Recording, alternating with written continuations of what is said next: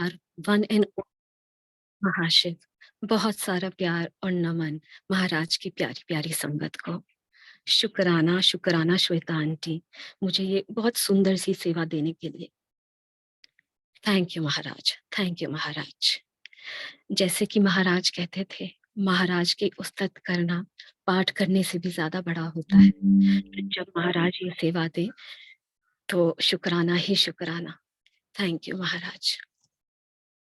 संगत जी, I am born and brought up in Delhi और अभी मेरी शादी इंडियन एयरफोर्स ऑफिसर से हो रखी है। जहाँ तक कि मुझे याद है, बचपन से ही मेरी माँ, जो कि एक बहुत ही धार्मिक लेडी हैं, रात में बहुत सुंदर सुंदर कहानियां सुनाती थी, भगवान की, कृष्ण की, सुदामा की। जब भी मुझे कुछ मांगना होता था तो माँ हमेशा कहती थी, बेटा मांगना है तो शिव जी से मांगो, बेटा बहुत दयालु होते हैं। तो मेरे बचपन से ही मेरे उसमें मन में बस गया था कि शिव जी से जैसा दयालु कोई भगवान नहीं है। जब मैं बहुत छोटी भी थी, 7 साल 8 साल की थी, और पेपर अच्छा नहीं दे के जाती थी, तो मैं और मेरी फ्रेंड शिव के मंदिर जाते थे। वहां शिवलिंग के सामने घंटों बैठे रहते थे। बचकाने उससे, महाराज से मांगते रहते थे कि पास करा देना महाराज। ऐसे ही जब मैं, एक ही व्रत मुझे याद है महाशिवरात्रि का, जो कि मैंने बचपन से रखा है। बहुत ही अच्छा लगता था, बेर खाते थे, शिवलिंग को दूध चढ़ाते थे, और बहुत ही मजा आता था। और जब मैं याद करती हूँ तो हमेशा शिव जी ने मेरा हाथ पकड़ रखा था। जब मैं 2000 में, जब मैं बड़ी हुई और मैं एक स्टूडेंट थी, मेरी बहुत तबीयत खराब हुई थी, उस टाइम पे सिर्फ मैं महामृत्युंजय जाप करती थी। और उस महामृत्युंजय जाप ने मुझे उस पीड़ा से निकाला। मैं मंदिर जाया करती थी हर सोमवार, महामृत्युंजय जाप करती थी और भगवान के सामने बैठती थी। अब जब मुझे याद आता है तो हम उस टाइम पे टेलीविजन पे एस्ट्रोलॉजी वगैरह भी देखते थे। तो एक एस्ट्रोलॉजर ने कहा था कि जीवन में गुरु होना बहुत इम्पोर्टेंट है। मुझे ये सब नहीं समझ आता था। गुरु अगर कहते थे कि अगर आपका गुरु नहीं है तो अपने इष्ट देव को गुरु बनाए। अब जब मुझे याद आता है तो मैं शिव जी के सामने खड़े होके मैंने उस दिन कहा था, आप ही मेरे गुरु हैं। देखिए, अब हमारे सबके गुरु महाराज। तो उस टाइम पे तो कुछ नहीं पता था।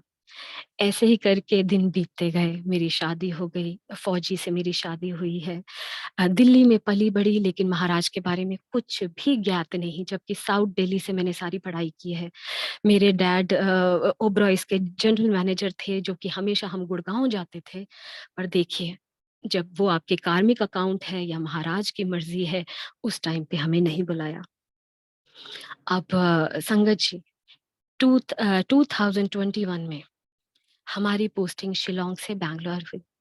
इससे पहले मैं आपको एक चीज बताना चाहती हूँ कि मुझे नहीं पता था शिलोंग में भी मैं एक बहुत ही पीपल प्लीजिंग इंसान हूँ। और जैसे कि हमें थोड़ा सा फौजी होके थोड़ा डिप्लोमेटिक भी रहना पड़ता है, तो मैंने कभी भी सवाल ही नहीं है कि मैं कहीं लड़ाई कर दूं। कोई मुझसे कुछ बुरा बोलती तो मैं वापस बाद में मुझे बहुत सारा समझ आएगा कि ये बोल सकती थी, वो बोल सकती थी, पर मैंने आज तक कभी जवाब नहीं दिया। शिलोंग में मुझे सफेद बटरफ्लाईज बहुत दिखाई देती थी। और उस टाइम से ही कुछ ऐसा हो गया था कि, जो कि मैं एक बहुत फ्रेंडली इंसान हूँ, पीपल प्लीजिंग हूँ, मैं किसी को रूड नहीं रह सकती हूँ। मैं अपने आप कुछ लोगों को ब्लॉक करती जा रही थी। ये आपके महाराज का आने का संकेत होता है। नेगेटिव लोगों को, लोग कोई नेगेटिव नहीं होता है, पर कुछ लोग हैं जो आपके लिए अच्छे नहीं हैं, तो महाराज उनको आपसे शुरू से धीरे धीरे करके छंटनी करने लग जाते हैं। तो मुझे नहीं समझ आता था, जो कि मेरे बहुत सो कॉल्ड फ्रेंड्स थे और मेरे को उनसे कुछ ऑरा आता था। महाराज ने इतनी शक्ति दे रखी थी कि मुझे व्हाट्सएप से भी समझ आ जाता था कि कौन मेरे लिए कैसा फील कर रहा है। और मैं धीरे धीरे बिना किसी से कोई लड़ाई किए बस ब्लॉक करती चली गई। बैंगलोर आई, कोविड का टाइम था 2021, सेकेंड वेव खत्म हो गई थी। उस टाइम पे हम लोगों ने, सबने बहुत कष्ट देखे हैं। मेरी बेस्ट फ्रेंड का एक ही बच्चा हमने खो दिया कोविड में। बहुत कष्ट देखे। हम जब बैंगलोर आए तो संगत जी, बटरफ्लाइज़ का मुझे तो इतना महत्व पता नहीं था।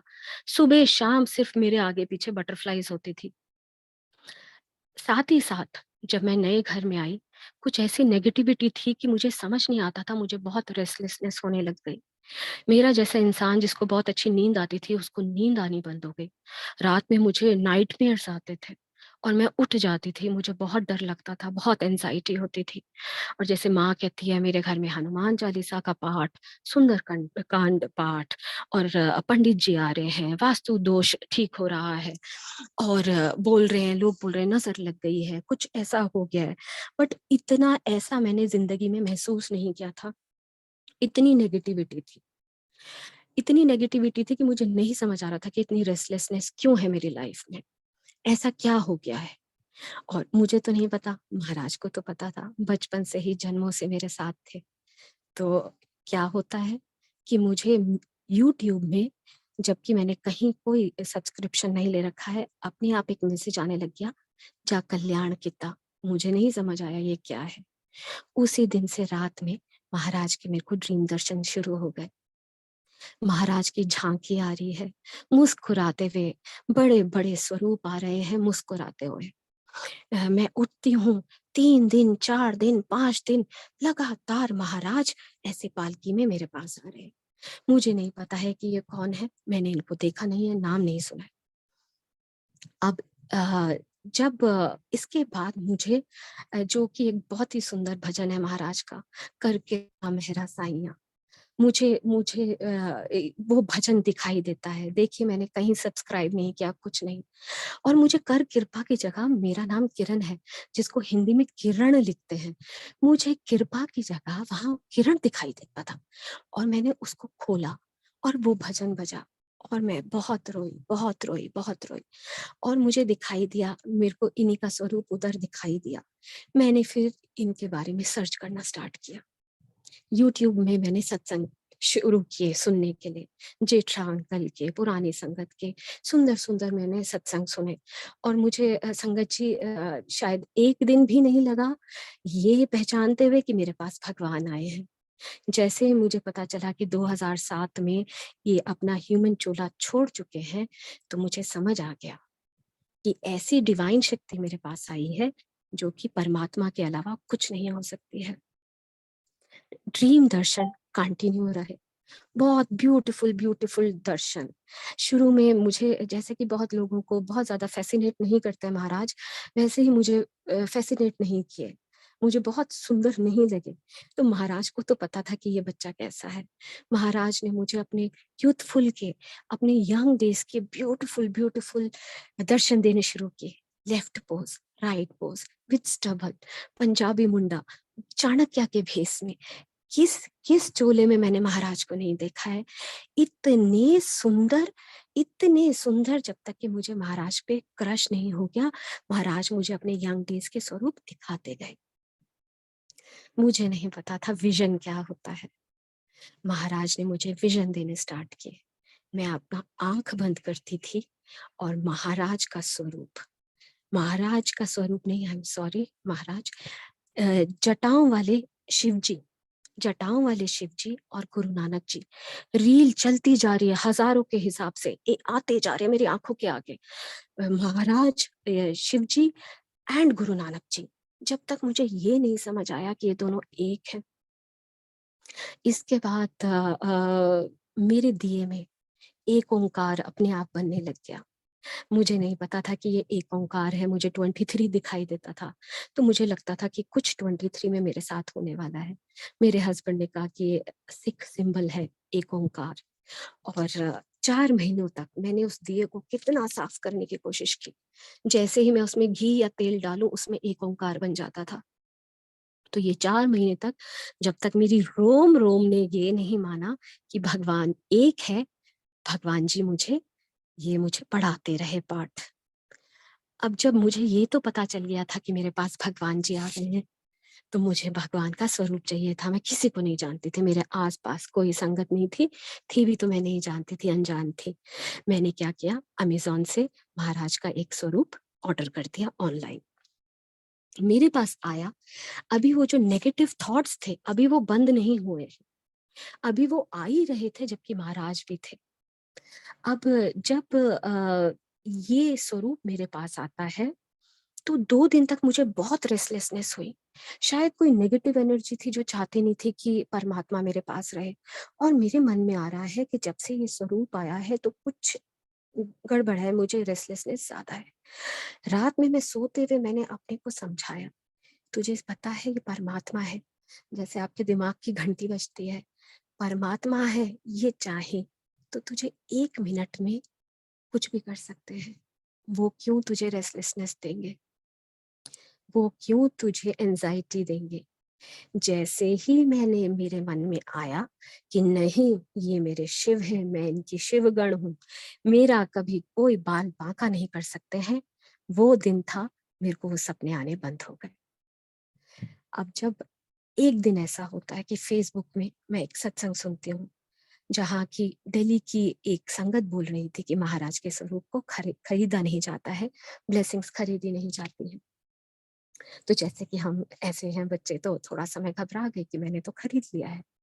मैंने फ़ेसबुक में ही उनको कॉन्टैक्ट किया और फ़ॉर्च्यूनेटली उन्होंने मुझे कॉल बैक किया, और फ़ेसबुक में ही हमारी बात हुई, और उन्होंने मेरे से 1.5 घंटा बात की, और उन्होंने मुझे कहा कि एक सेवादार है, मैं वहाँ से तुमको स्वरूप और चरण स्वरूप सब दिल्ली से भिजवाती हूँ।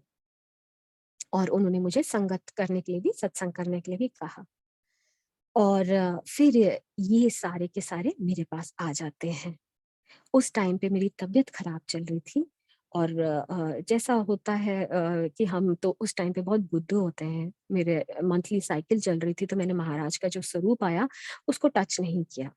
5th डे मैंने लॉकेट पहना और हॉस्पिटल गई अपना इलाज कराने के लिए।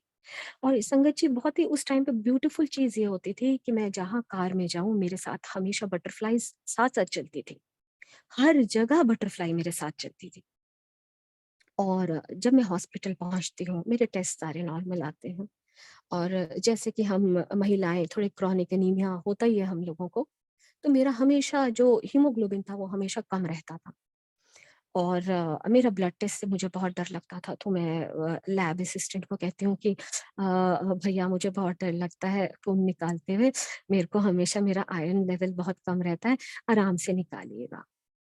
संगत जी, आप विश्वास नहीं करेंगे, मेरे जैसा इंसान जिसका हीमोग्लोबिन 8 या 9 रहता है, अगले दिन मेरी रिपोर्ट आती है, मेरा हीमोग्लोबिन 13.2 था।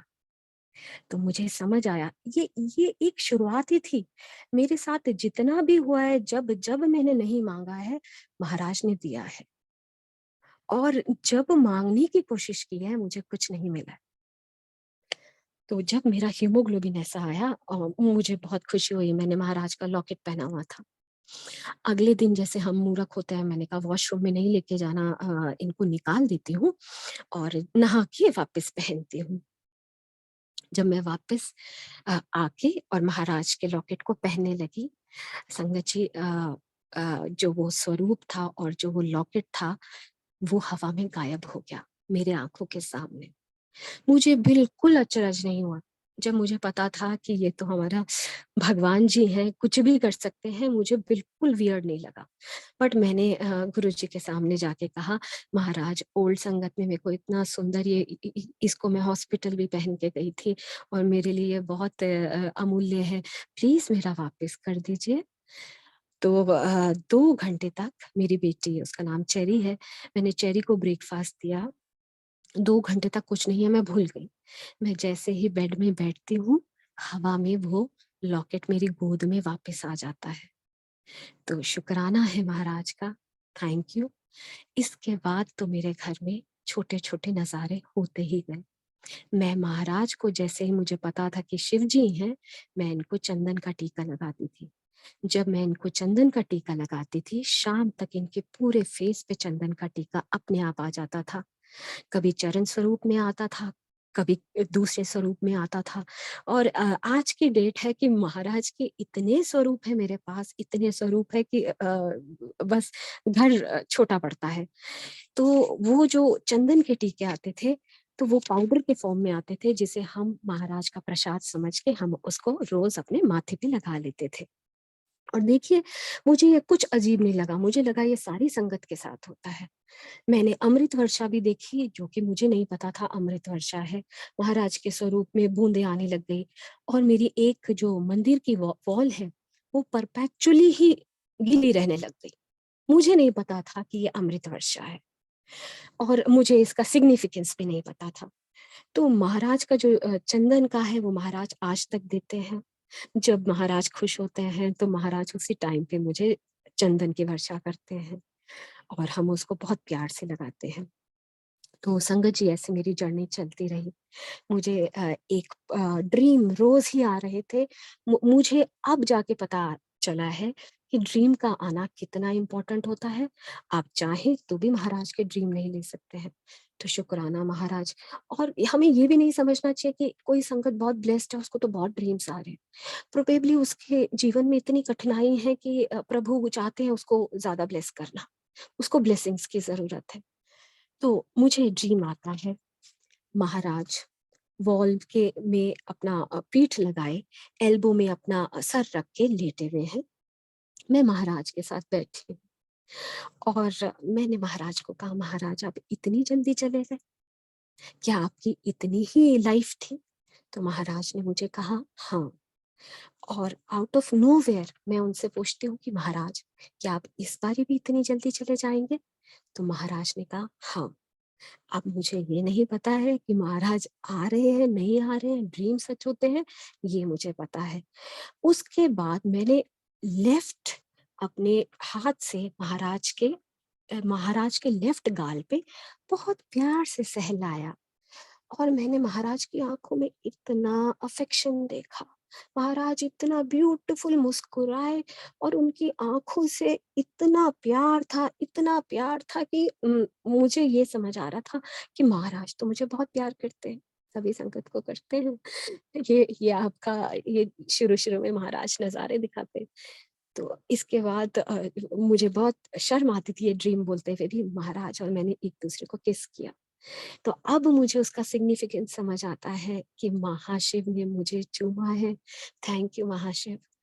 फिर महाशिव ने मेरा हाथ पकड़ा, और मुझे पहाड़ों पे महाराज ने मुझे कभी भी नहीं बताया, कभी ये दर्शाया नहीं कि मैं भगवान हूँ और तू मेरी भक्त है।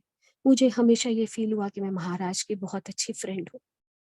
महाराज ने मेरा हाथ पकड़ा, और हम पहाड़ों पे दौड़े, और हम जैसे छोटे बच्चे लेट के ऊपर से नीचे ग्राउंड पे लेटते हैं, ऐसे-ऐसे हम लेट रहे थे, और बहुत खेले, और आप यकीन नहीं मानेंगे कि जब मैं उठी उस दिन मैं बहुत थकी हुई थी। उस दिन पूरे दिन मैं सोती रही हूँ। मैं बहुत ज़्यादा थकी हूँ। थोड़ा-सा देखिए, अभी तो मेरी जर्नी की शुरुआत ही थी। थोड़ा-सा मन में वो भी आया। मैं अपने हस्बैंड और बच्चे से कहा कि देखो, महाराज मेरे बहुत अच्छे फ्रेंड हैं, मुझे बहुत प्यार करते हैं, तो तुम सँभल के रहना। मतलब मेरा जैसा मूर्ख। 2 दिन में ही मेरी तबीयत बहुत खराब हो गई, तो महाराज ने मुझे बताया कि बेटा, आप अपने उसमें रहिए। तो इसके बाद मेरी जर्नी कंटिन्यू होती रही। मुझे ड्रीम आते रहे। महाराज को, जैसे मैंने कहा, कि चाणक्य के भेष में भी देखा। मैंने महाराज को हॉस्पिटल में बैठे हुए भी देखा। रोज महाराज का 3 बजे मुझे ड्रीम दर्शन होता था, और मैं जय गुरु जी करके उठ जाती थी। मैंने महाराज की थर्ड आई भी देखी। मेरा लिविंग रूम महाराज की उस थर्ड आई से इतनी तेज वाइट रोशनी आ रही थी कि मेरा लिविंग रूम भर गया, और मैं जय गुरु जी करके उठ गई। महाराज हॉस्पिटल में मैंने देखा कि एक बेड में बैठे हैं, तो उन्होंने मुझे बताया, तुम सब तो आराम से सो रहे हो, देखो अभी भी मैं अपनी संगत के लिए किसी किसी बीमार के लिए हॉस्पिटल में बैठा हूँ। तो शुक्राना है महाराज का, अनंतम शुक्राना है मालिक। हम लोगों पे, हम बुद्धुओं को हमें पता ही नहीं है कि आप हमारे क्या कष्ट काट रहे हैं। और ऐसे ही करके महाराज की और मेरी जर्नी चलती रही। मैंने, जैसे कि आंटी ने कहा था कि सत्संग करें, तो फरवरी 14 तारीख वैलेंटाइन्स डे से महाराज का सत्संग करना मैंने अपने घर में शुरू किया। हम अकेले ही बैठे थे, हम मूर्ख जो नहीं पता है, जैसे पुराने में हम भगवान के सामने केला और एप्पल रख देते थे ना, ऐसे ही मैंने रख के, महाराज का कोई गद्दी नहीं, गद्दी के ऊपर स्वरूप रख के, कुछ नहीं पता है, फूहड़, बिल्कुल बेवकूफ बच्चा। बिल्कुल ऐसे करके मैंने महाराज का सत्संग किया। उम, और धीरे-धीरे करके, और मैंने महाराज से प्रॉमिस किया कि महाराज हर महीने 1 दिन आपका मैं सत्संग करूँगी। धीरे-धीरे करके शिवरात्रि वाले दिन भी सत्संग किया। ऐसे और धीरे-धीरे करके किसी ने मुझे नहीं समझाया, अपने आप महाराज मुझे अक्कल देते रहे। पहली बार मैं संगत जी छोले-भटूरे बहुत ब्यूटीफुल बनाती हूँ, अच्छे बनाती हूँ। तो मैंने महाराज को वही दिया, भोग दिया, और आप मानेंगे नहीं, जब शुरू-शुरू में होता है ना, तो आपको कहते हैं आपको आंसर्स मिलते हैं। हाँ, मुझे बहुत आंसर्स मिलते थे। जब मैं बना रही हूँ, मुझे डर भी लग रहा है कि महाराज के लिए बना रही हूँ, भटूरा का डो बना रही हूँ, तो मेरे मन में आए जा रहा है, तो इसके बाद तू क्या डालती है? इनो डालती है? दाल? नमक डालती है? दाल? अजवाइन डालेगी? दाल? तेरा छोले मसाले कहाँ हैं? मतलब महाराज इतने ब्यूटीफुल हैं, अपना कारज खुद कराते हैं। ऐसे करके धीरे-धीरे, मुझे तो ये भी नहीं पता था कि महाराज को जब हम कुछ ऑफ़र करते हैं, तो उसको कवर करके करते हैं। महाराज ने मुझे सत्संग के द्वारा कभी कहीं-कहीं करके लेफ्ट राइट करके मेरे को अपनी सारी गलतियाँ बताई, और मैं धीरे-धीरे करके सत्संग करने लगी। अब इस बीच अब ऐसा होता है, जब आपको पता है महाराज हैं, ये परमात्मा है, तो मैं इनके बिछोह में बहुत रोती थी। बहुत रोती थी, इनको देख के मुझे बहुत रोना आता था, बहुत ज़्यादा रोना आता था। मैं कहती थी महाराज बड़े मंदिर कब बुलाएँगे? मेरा मन होता था कि मैं जल्दी से, क्योंकि जब मुझे पता चल गया था कि ये परमात्मा का घर है, तो मेरा भी तो घर है, आपका भी घर है। हम सारी आत्माओं का घर बड़े मंदिर है। तो मुझे ये था कि मुझे तो अपने घर जाना है। तो महाराज ने मुझे बहुत जल्द बुलाया। अप्रैल 13 मेरी शादी की सालगिरह भी है, बैसाखी भी है। महाराज ने बड़े मंदिर बुलाया। मैं बैंगलोर से देहरादून गई, अपनी मम्मी को लेके दिल्ली की तरफ, क्योंकि जब अगर आप माँ-बाप को तीर्थ यात्रा करा सकते हैं, तो वो बड़ा मंदिर लेके जाइए। मुझे जब समझ आया कि परमात्मा है, तो मुझे लगा माँ, तीर्थ यात्रा आपकी बड़ा मंदिर है। जब मेरी जर्नी स्टार्ट हुई, शुरू से ही महाराज का हाथ था। मैं जिस एयरक्राफ्ट में बैठी हूँ, 2 हमने प्री बुक्ड मील किया था, और कोविड के टाइम्स पे वो मैगी वगैरह दे रहे थे। तो मेरा मूड खराब हो गया था। तो तभी केबिन क्रू आके मुझे बोला कि मुझे नहीं पता है, बट एक किसी ने ऑर्डर किया था पहले, पनीर टिक्का सैंडविच है, प्लीज़ आप ये ले लीजिए। तो महाराज ने मेरा ऐसा ख़्याल किया, एयरक्राफ्ट से लेके हर जगह। देहरादून हम गए, मम्मी की कार लेके हमको दिल्ली जाना था। वो कार सर्विस होके आई थी, बट मम्मी ड्राइव नहीं करती हैं, तो आस-पास जाते हैं ड्राइवर के साथ, तो ये नहीं पता था कि वो 60 की स्पीड से ऊपर नहीं जा रही है। महाराज ने 1 दिन में वो मेरी पूरी कार ठीक कराई, उसके टायर्स चेंज करवाए, जो कि कुछ नहीं पता था हमें कि टायर्स खराब हो गए। अपने आप महाराज कराते रह गए, और हम देखते रहे कि हमारे साथ क्या हो रहा है। अगले दिन हम बड़े मंदिर की तरफ निकलते हैं। आप मानेंगे नहीं संगत जी, पूरे आप मानेंगे देहरादून से लेके दिल्ली तक हमें बीच में कोई ट्रैफिक नहीं। हमको ऐसा लग रहा था कि हमारी कार कोई खींची जा रहा है, हवा में जा रही थी हमारी कार। मेरा हस्बैंड कह रहा था कि मैं ड्राइव ही नहीं कर रहा हूँ, पता नहीं क्या है, क्या चीज़ हमें पुल कर रही है। वो ऐसे पुल करके हमें बड़े मंदिर की तरफ हम गए। मैं बहुत डर रही थी कि अप्रैल का टाइम है, दिल्ली में बहुत गर्मी होती है। तो मैं गर्मी में, मेरे को मेरी बच्ची जब पैदा हुई है तब से स्किन एलर्जी है, तो बहुत रैशेज़ हो जाते हैं, बहुत प्रॉब्लम हो जाती है। तो मुझे मुझे डर था कि, और मैंने वेदर फ़ोरकास्ट भी देखा था कि दिल्ली में तो बहुत गर्मी हो रही थी उस टाइम पे। बट जैसे ही मैं दिल्ली के अंदर घुसती हूँ, बादल आ जाते हैं। महाराज ने मेरे साथ एक बारी नहीं, बहुत बारी वेदर चेंज किया है। मैं बहुत ठंडे में गई, बहुत आराम से गई। अगले दिन जब मैं महाराज के पास जाती हूँ, 1 बजे मंदिर खुलना था बैसाखी के लिए। अब मुझे नहीं पता है कहाँ से शुरू होता है मंदिर, कहाँ खत्म होता है। पंडाल लगे हुए थे और सारी संगत बैठी हुई थी। मैं जब पंडाल के अंदर जा रही थी, इससे पहले मैं महाराज से हमेशा कहती थी कि महाराज, जब मैं अपने घर आऊँगी, तो क्या आप मेरा स्वागत करेंगे? जितना मैं आपको मिस कर रही हूँ, क्या आप मुझे गले लगाएँगे? जब मैं पहली बार अपने घर आऊँगी, तो क्या मेरा वेलकम होगा? ये मैं बोल के भूल गई। अब जब मैं पंडाल के अंदर घुसती हूँ संगत जी, मुझे लाउड स्पीकर में बहुत ज़ोर-ज़ोर की आवाज़ आती है, आओ, आओ, बड़ी हॉन्टेड सी और आओ, आओ, आओ चल रहा है। मुझे नहीं पता है, मुझे लग रहा है बड़े मंदिर में सबका वेलकम ऐसा होता है। और मैं आगे-आगे जाती रहती हूँ और मैं कहती हूँ, "हाँ, हाँ गुरुजी आ रही हूँ ना मैं, आ रही हूँ।" और 10 मिनट तक ये बजता ही रहता है, आओ, आओ। और बाद में मैं अपने हस्बैंड से पूछती हूँ कि क्या तुमने भी सुना कि कितना ये बड़े मंदिर वाले ये कितना डिफरेंट वे है इनका, आओ, आओ करके ये वेलकम करते हैं सबको। तो मुझे मेरे हस्बैंड ने बताया कि जब तुमने लाउड स्पीकर का सुना तो उस टाइम पे तो म्यूजिक सिस्टम वहाँ लगा ही नहीं था, वहाँ कोई लाउड स्पीकर बज ही नहीं रहा था। तो महाराज ने मुझे 10 मिनट तक महाराज ने मुझे बड़े मंदिर में वेलकम किया। शुक्राना महाराज, उस टाइम पे भी समझ आया पर बुद्धि अब आ रही है कि कितनी बड़ी बात है। थैंक यू महाराज। उसके बाद हमारा बहुत ही ब्यूटीफुल लंगर प्रसाद किया, सब कुछ किया। अगले दिन 14 तारीख को भी मैं बड़े मंदिर गई। मुझे ये था कि यहाँ बैंगलोर में भी मैंने, जैसे आप बहुत एक्साइटेड होते हो, मैंने जो मुझे दुखी दिखता था मैं उसको महाराज के बारे में बताना शुरू कर जाती थी। मुझे बस ये लगता था कि महाराज दुखियों का दुख हरो। जिसको भी मैंने दुख में देखा वहीं मेरा शुरू हो जाता था ये महाराज के बारे में, उसको चाहे समझ आ रहा है नहीं आ रहा है, मुझे लगता था शायद कृपा होगी और ये महाराज से जुड़ जाएगा। तो तो 1-2 मेरी संगत बन गई थी, उन्होंने कहा था हमारे लिए भी स्वरूप लाना। तो मुझे स्वरूप चाहिए था, तो वहाँ सेवादार से मैंने माँगा तो सेवादार लोगों ने कहा कि आंटी आज बूथ बंद है, आज स्वरूप नहीं मिलेगा। पर मुझे तो स्वरूप चाहिए था, मैं साइड में खड़ी हुई, वेट करने लगी। तभी एक अंकल आए, अंकल ने कहा हाथ खोलो, नॉर्मल से अंकल थे, हाथ खोलो और पूरा मुट्ठी भर के लॉकेट प्रसाद मेरे हाथ में डाल दिया, आंटी आपके लिए। तो मैंने थैंक यू बोला। उसके बाद टी पॉइंट में एक बहुत ही सुंदर सोल है, विक्रम अंकल, जो कि अब मेरे बहुत अच्छे फ्रेंड हैं, महाराज से मिल भी रखे हैं।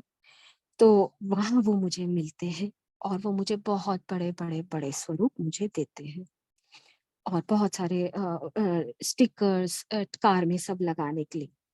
इन बिटवीन मेरी मम्मी को बहुत फ्रेग्रेंस आती है और मेरी मम्मी जो कि अ, इफ एंड बट वाले होते हैं, क्योंकि इतने उनका उनके साथ तो कोई एक्सपीरियंस नहीं हुआ था। हम देहरादून वापस आते हैं। ये बड़ी अजीब-सी बात है कि जब हम बड़े मंदिर की तरफ जा रहे थे, तो हमें कोई पुल करके खींच के बड़े मंदिर बुला रहा था और जब 14th को मुझे वापस आना था, महाराज ने मुझे 2 घंटे तक भाटी माइन से जाने ही नहीं दिया। ट्रैफिक में मैं बड़े मंदिर के आगे 2 घंटे खड़ी रही और मन-मंद मुस्कुरा रही थी कि महाराज जाने नहीं दे रहे। वापस जब मैं देहरादून आती हूँ, तो मैं मम्मी को कहती हूँ कि मम्मी एक स्वरूप आप भी रख लीजिए। तो मेरी मम्मी मुझे कहती हैं कि बेटा मुझे ना एक वो छोटा वाला स्वरूप दे दे जो कि फ्रेम्ड था। तो मैंने कहा मम्मा वो फ्रेम वाला कैसा स्वरूप था? बोला बेटा तूने ना, मैंने वो सारे के सारे हग कर रखे थे, बहुत टाइट अपने चेस्ट से लगाए हुए थे सारे स्वरूप।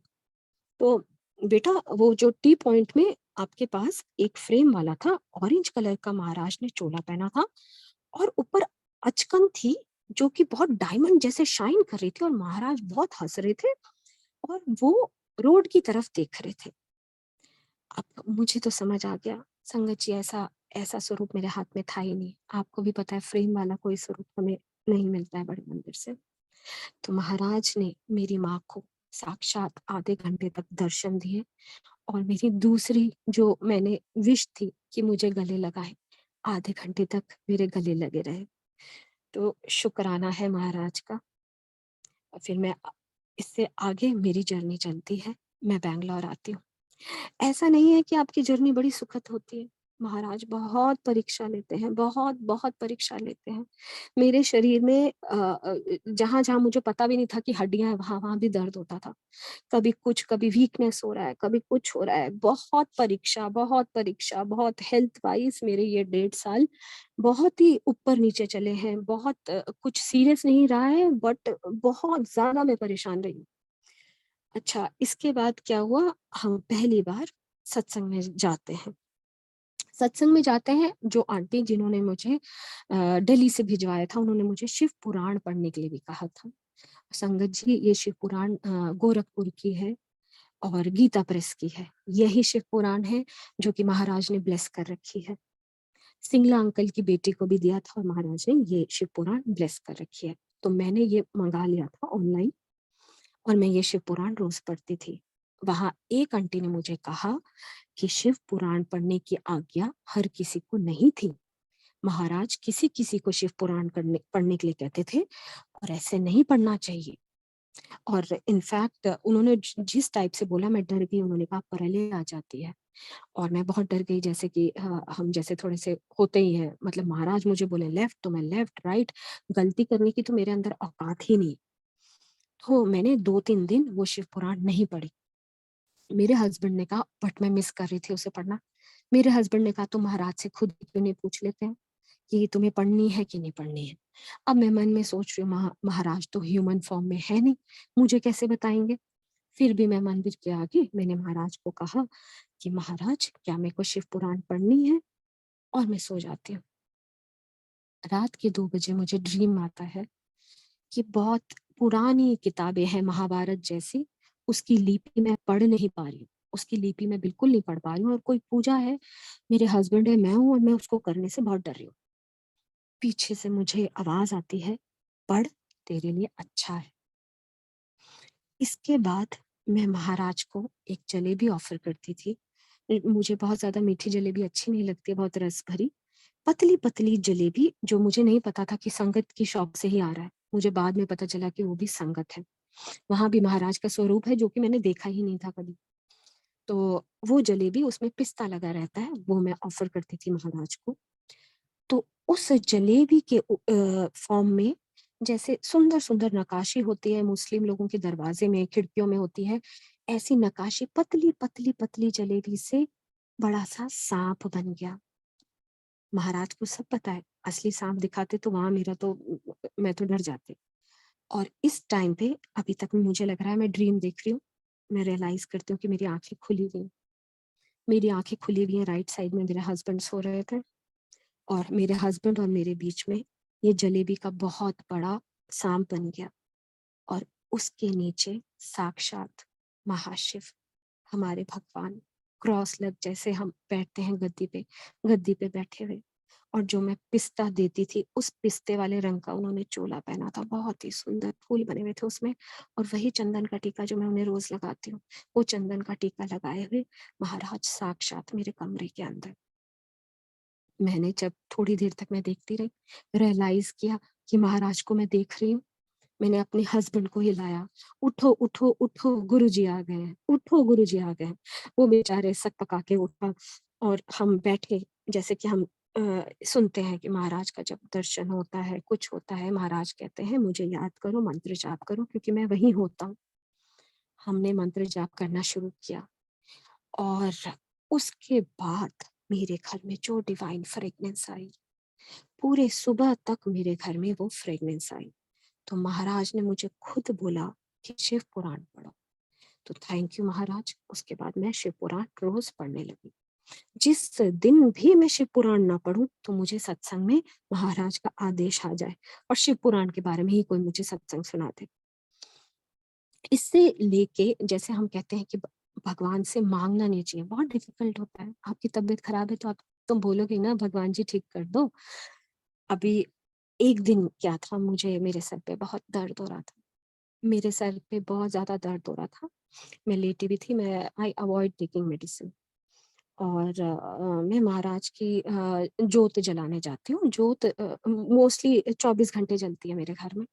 तो मैं महाराज के उसमें वापस तेल डालने जाती हूँ और वही मेरे को बहुत जोर की, जैसे साइड में नर्व्स होती है ना, बहुत जोर की दर्द हुआ सर पे। और मैंने कहा महाराज मुझे बहुत जोर की दर्द हो रहा है, मैं थोड़ी देर में आती हूँ।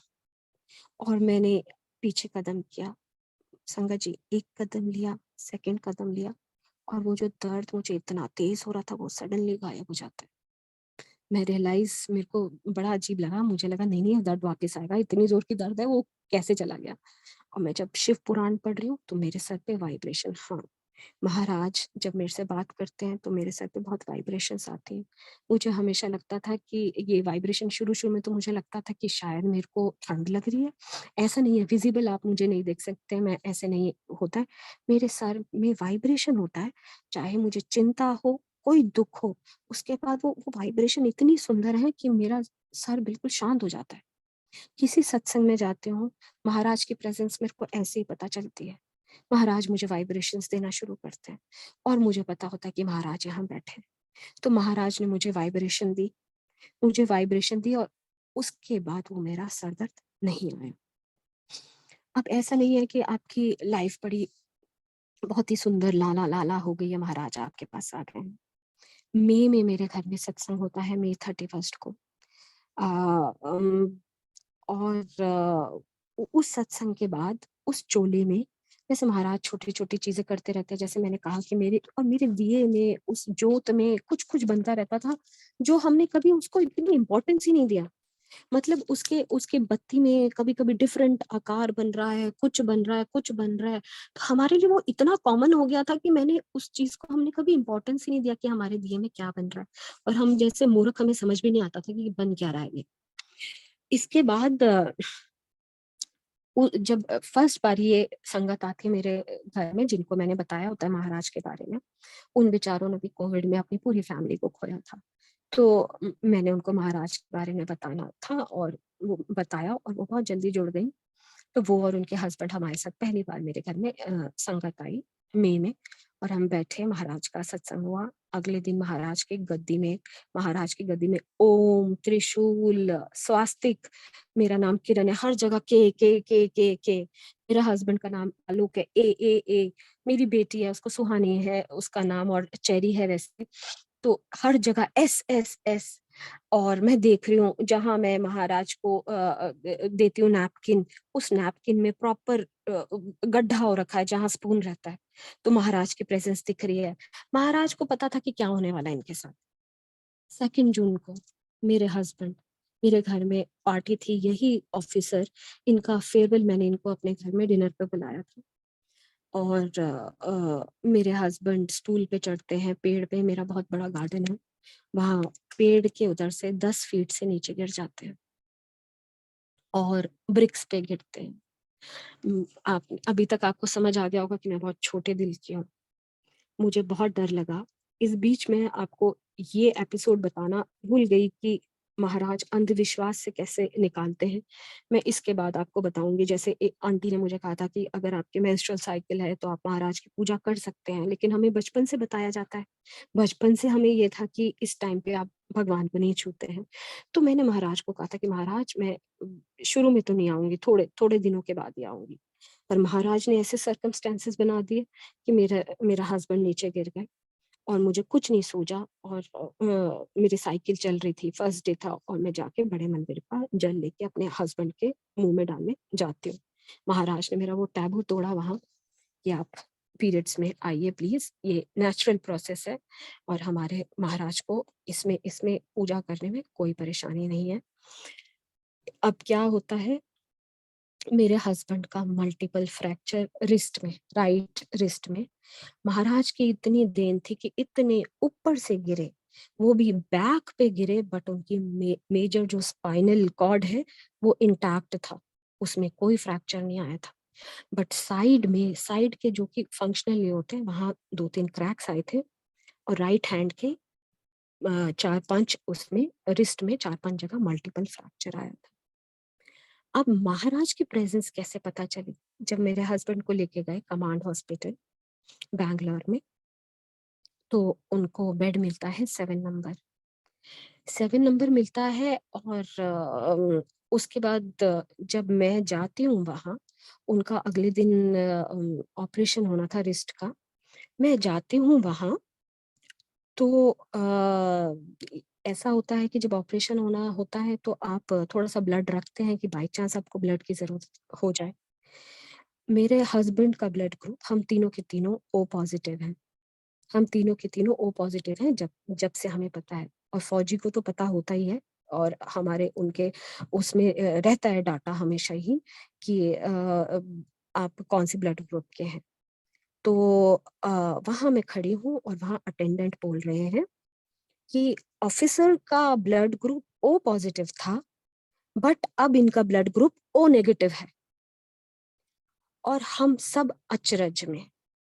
मेरे हस्बैंड ने बिलीव नहीं किया, और क्योंकि वो डर भी गए, क्योंकि आरएच फैक्टर का होता है, आप गलत खून नहीं चढ़ा सकते। वो डर गए और उन्होंने फिर वापस ब्लड टेस्ट करवाया, जो कि इतनी 20 साल की से ज्यादा सर्विस हो गई है, जिसको हमें पता था ओ पॉजिटिव है, उनका ब्लड ग्रुप फिर ओ नेगेटिव आया। तो महाराज ने पता नहीं क्या कष्ट काटा है। ऐसा मैंने एक सत्संग में सुना था कि महाराज खून बदल देते हैं, ब्लड ग्रुप चेंज कर देते हैं। तो आप मानेंगे, मेरे हस्बैंड ने एयरफोर्स के उसमें रिकॉर्ड्स में ढूंढवाया कि मेरा ब्लड ग्रुप कहीं गड़बड़ ना हो जाए। 3 बारी टेस्ट किया, ओ नेगेटिव आ रहा है। और ढूंढवाया कि मेरे रिकॉर्ड्स में देखिए, क्योंकि सबसे पहले ये तो मेजर वो है कि सबका ब्लड ग्रुप आपको पता होना चाहिए। आप मानेंगे संगत जी, पूरे एयरफोर्स से मेरे हस्बैंड के वो रिकॉर्ड्स गायब है। कहीं भी किसी मेडिकल रिकॉर्ड में उनका ब्लड ग्रुप है ही नहीं। महाराज ने क्या किया ये महाराज जानते हैं। महाराज ने बंदा चेंज कर दिया, जैसे कि बाद में मुझे रघुबीर अंकल ने कहा कि महाराज ने बंदा तेरा हस्बैंड ही चेंज कर दिया है। तो पता नहीं उस ब्लड ग्रुप में उनको क्या क्या कठिनाई आने वाली थी, महाराज ने खून ही बदल दिया। इसके बाद इतना मेरे हस्बैंड का वो ब्यूटीफुल एक्सपीरियंस रहा था। जब उनका ऑपरेशन हो रहा था, मैंने कहा ये आपके भगवान है, इनको आपको साथ में लेके जाना है। आपको पता है कि ओटी में लेके नहीं जाने देते कुछ भी।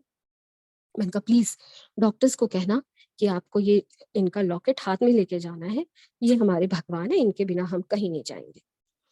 और फॉर्चुनेटली डॉक्टर्स ने कुछ भी नहीं कहा और उनको लेके जाने दिया।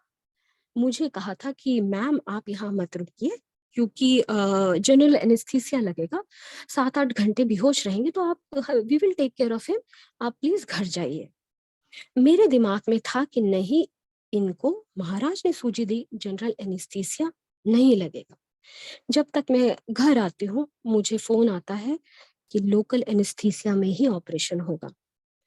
उसके बाद इनकी स्टील की प्लेट्स लगनी थी, क्योंकि मल्टीपल फ्रैक्चर आए थे, और महाराज ने मुझे कहा नहीं, इसकी स्टील प्लेट्स नहीं लगेंगी।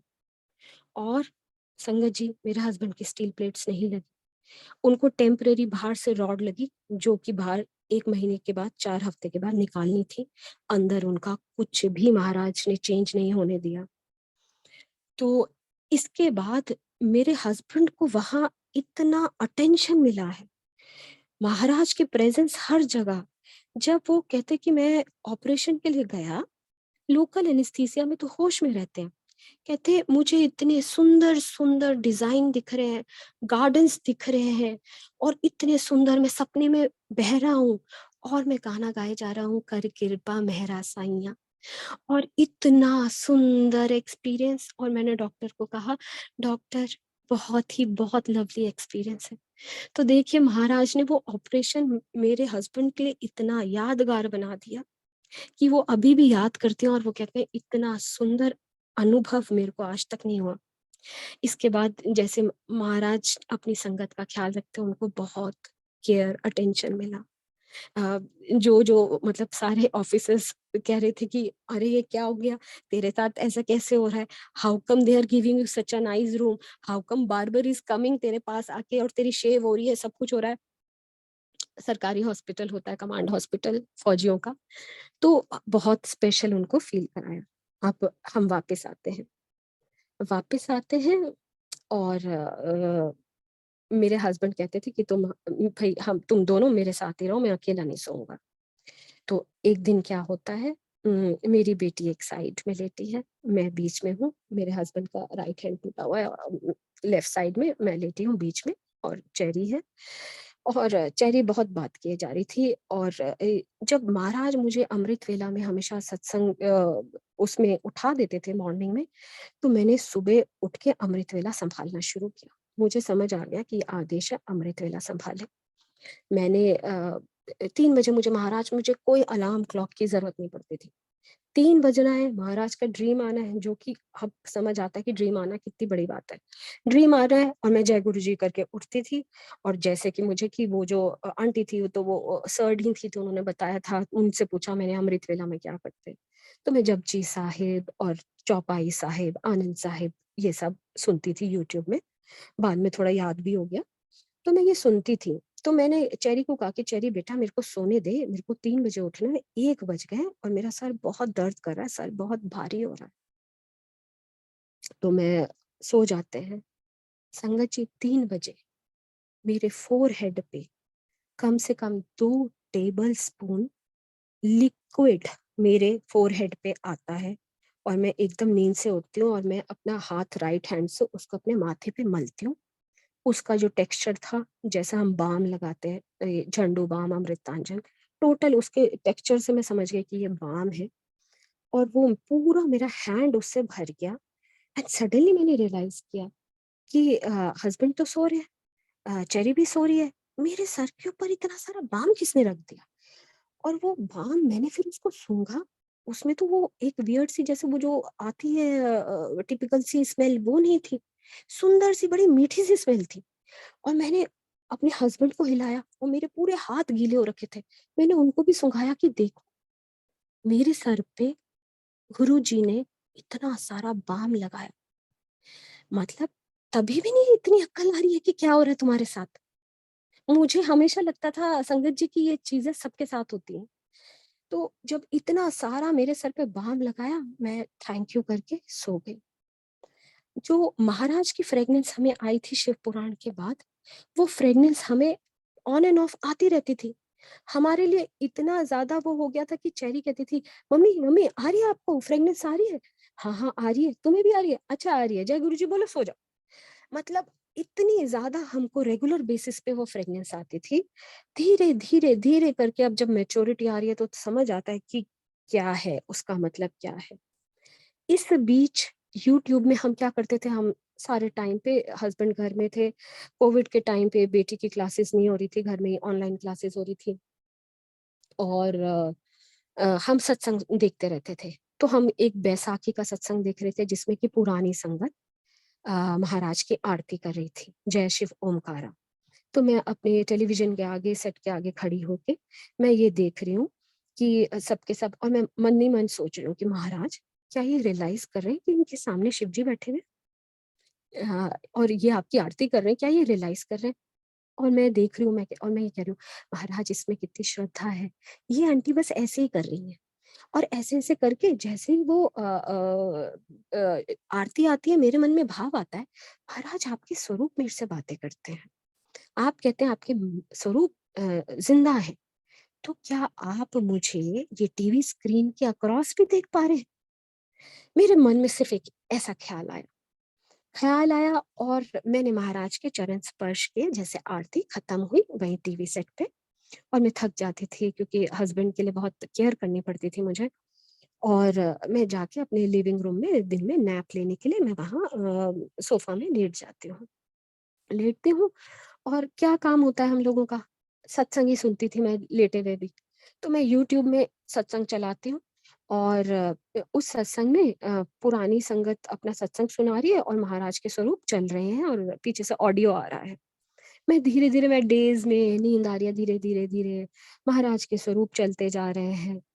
तो संगत जी एक स्वरूप, महाराज ने लाल कलर की दुपट्टा ले रखा था, लाल रंग का दुपट्टा ले रखा था और बहुत सीरियस से थे, बहुत सीरियस से।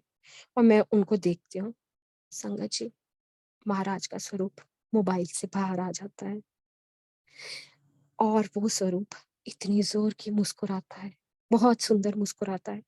और महाराज जैसे इशारा करते थे जाने के लिए, उसकी जगह मेरे को अपने पास आने का वो इशारा करते हैं और मैं एकदम स्टंट हो जाती हूँ कि ये क्या हुआ मेरे साथ।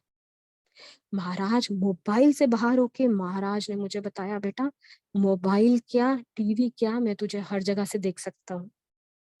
तो महाराज मुझे धीरे धीरे सिखाते रहे। जब नवरात्रि आई, मुझे ये समझ आ गया था कि देखिए 33,000 देवी देवता, महाशिव है हमारे पास, सब इनके अंदर है।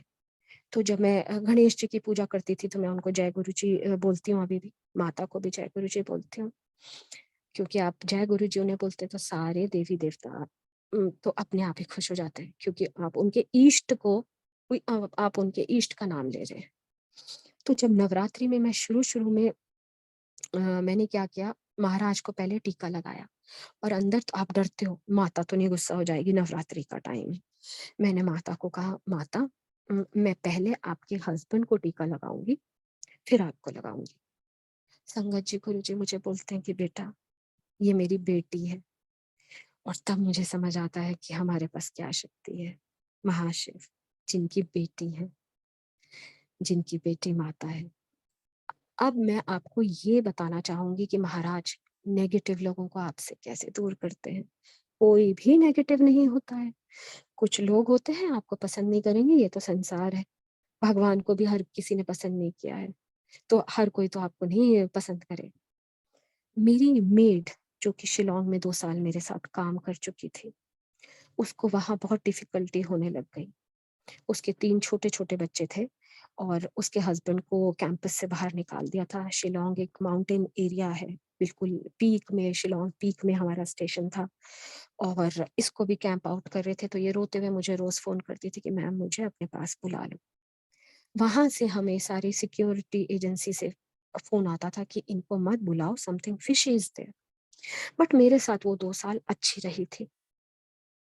मैंने अपने हस्बैंड से कहा कि इसको बुला लेते हैं, कोई बात नहीं, 3 छोटे बच्चों को लेके कहाँ जाएगी? बाहर दूर-दूर तक कुछ भी नहीं है उधर पहाड़ में। मैंने कहा ये बेचारी कहाँ जाएगी? इसके हस्बैंड को तो निकाल दिया। हमने इनको ट्रेन का टिकट करके अपने घर बुला लिया। आप देखिएगा कि बड़ी अचरज की बात है। ये एक मुस्लिम थी, married to a Christian, Hindu husband था जो कि कन्वर्ट हो गया था, क्रिश्चियनिटी ले लिया था उसने। तो ये मेड, मैं इसको, क्योंकि भई हम तो ऐसे होते हैं कि मेरे घर में महाराज थे तो मैं इसको भी बताती थी, उसका नाम मंजू था। मंजू भगवान जी हैं, बेटा तेरे ही जीसस हैं, तेरे अल्लाह सब कुछ यही हैं, इनके सामने हाथ जोड़ तो सब कुछ वो है। अब बड़ी अचरज की बात है, नवरात्रि में प्रसाद बनाऊँ मैं और मैं बोलती थी, महाराज मैं थक जाऊँगी, पूरी ना मंजू बना लेगी। और मंजू जो कि 9 बजे हमेशा उसका टाइम होता था मेरे घर आने का सुबह, हमारे इधर सर्वेंट क्वार्टर होता है तो 24/7 मेड सर्वेंट और फैमिली हमारे साथ रहती है। तो 9 ओ क्लॉक वो आ जाती थी। बट जैसे मैं प्रसाद बना रही हूँ, तो मंजू जी आई ना, मैं वेट कर रही हूँ, 9:30 हो गए, पौने 10 हो गए, 10 हो गए। मैंने महाराज को फिर मैंने कहा ओके, मैंने कहा महाराज आपके लिए पूरी मैं ही बनाऊँगी, मंजू को आने दो। तभी बेल बज गई, मंजू आ गई। मुझे नहीं समझ आ रहा, मैंने सोचा कि क्योंकि हमारे महाराज को सफाई बहुत पसंद है, बहुत, बहुत, बहुत ज़्यादा पसंद है। तो मुझे लगता था कि शायद महाराज को नहीं चाहिए इसके हाथ का। अब जब मेरे घर में शुरू में मैंने सत्संग करना शुरू किया, सत्संग करना मैंने जब शुरू किया, तो मेरे साथ तो कोई था ही नहीं, तो मैं मंजू को कहती थी, "आओ, तुम भी बैठ जाओ, भगवान जी के साथ बैठ जाओ।" अब संगत जी इतनी डिफरेंट चीज़ होती थी कि 5 बजे मंजू मेरे घर का काम करके जाती थी शाम को, 5:30 बजे का सत्संग है, सवा 5 बजे नहाने जाएगी, उसके बाद वो सो जाती थी। मेरे घर में महाराज ने दरबार में उसे आने ही नहीं दिया। मुझे नहीं समझ आता था क्योंकि उसने मेरा तो घर पूरा सँभाल रखा था और बहुत ही चुप रहती थी और मेरे हिसाब से तो बहुत ही अच्छी थी।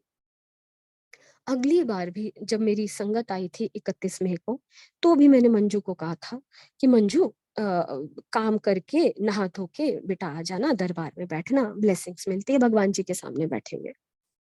संगत जी 7 बजे वो जाती है, सवा 7 नहाती है और उसे यूटीआई हो जाता है और उसको इतनी जलन होती है कि वो बस बाथरूम के चक्कर काटती रहती है और वो सो जाती है। मेरे घर से मैं उसको बेल बजा रही हूँ, पर मेरी बेल खराब हो गई। मेरी बेल की आवाज़ वहाँ नहीं जा रही। मुझे समझ ही नहीं आता था कि ऐसा क्या हो गया है कि महाराज इसके हाथ से कुछ ऑफ़र भी नहीं ले रहे, इसको दरबार में नहीं बैठने दे रहे। तो अभी मैंने इसको ज़बरदस्ती एक दिन बुलाया, जय शिव ओमकारा साथ-साथ किया। अब जब जिस टाइम पे मेरे हस्बैंड का ऑपरेशन हुआ और हम ये सब कुछ चल रहा था, संगत जी महाराज से कभी भी गलत चीज़ ना माँगे। अगर आप कुछ भी सोचते हैं प्लीज़ पॉज़िटिव सोचें।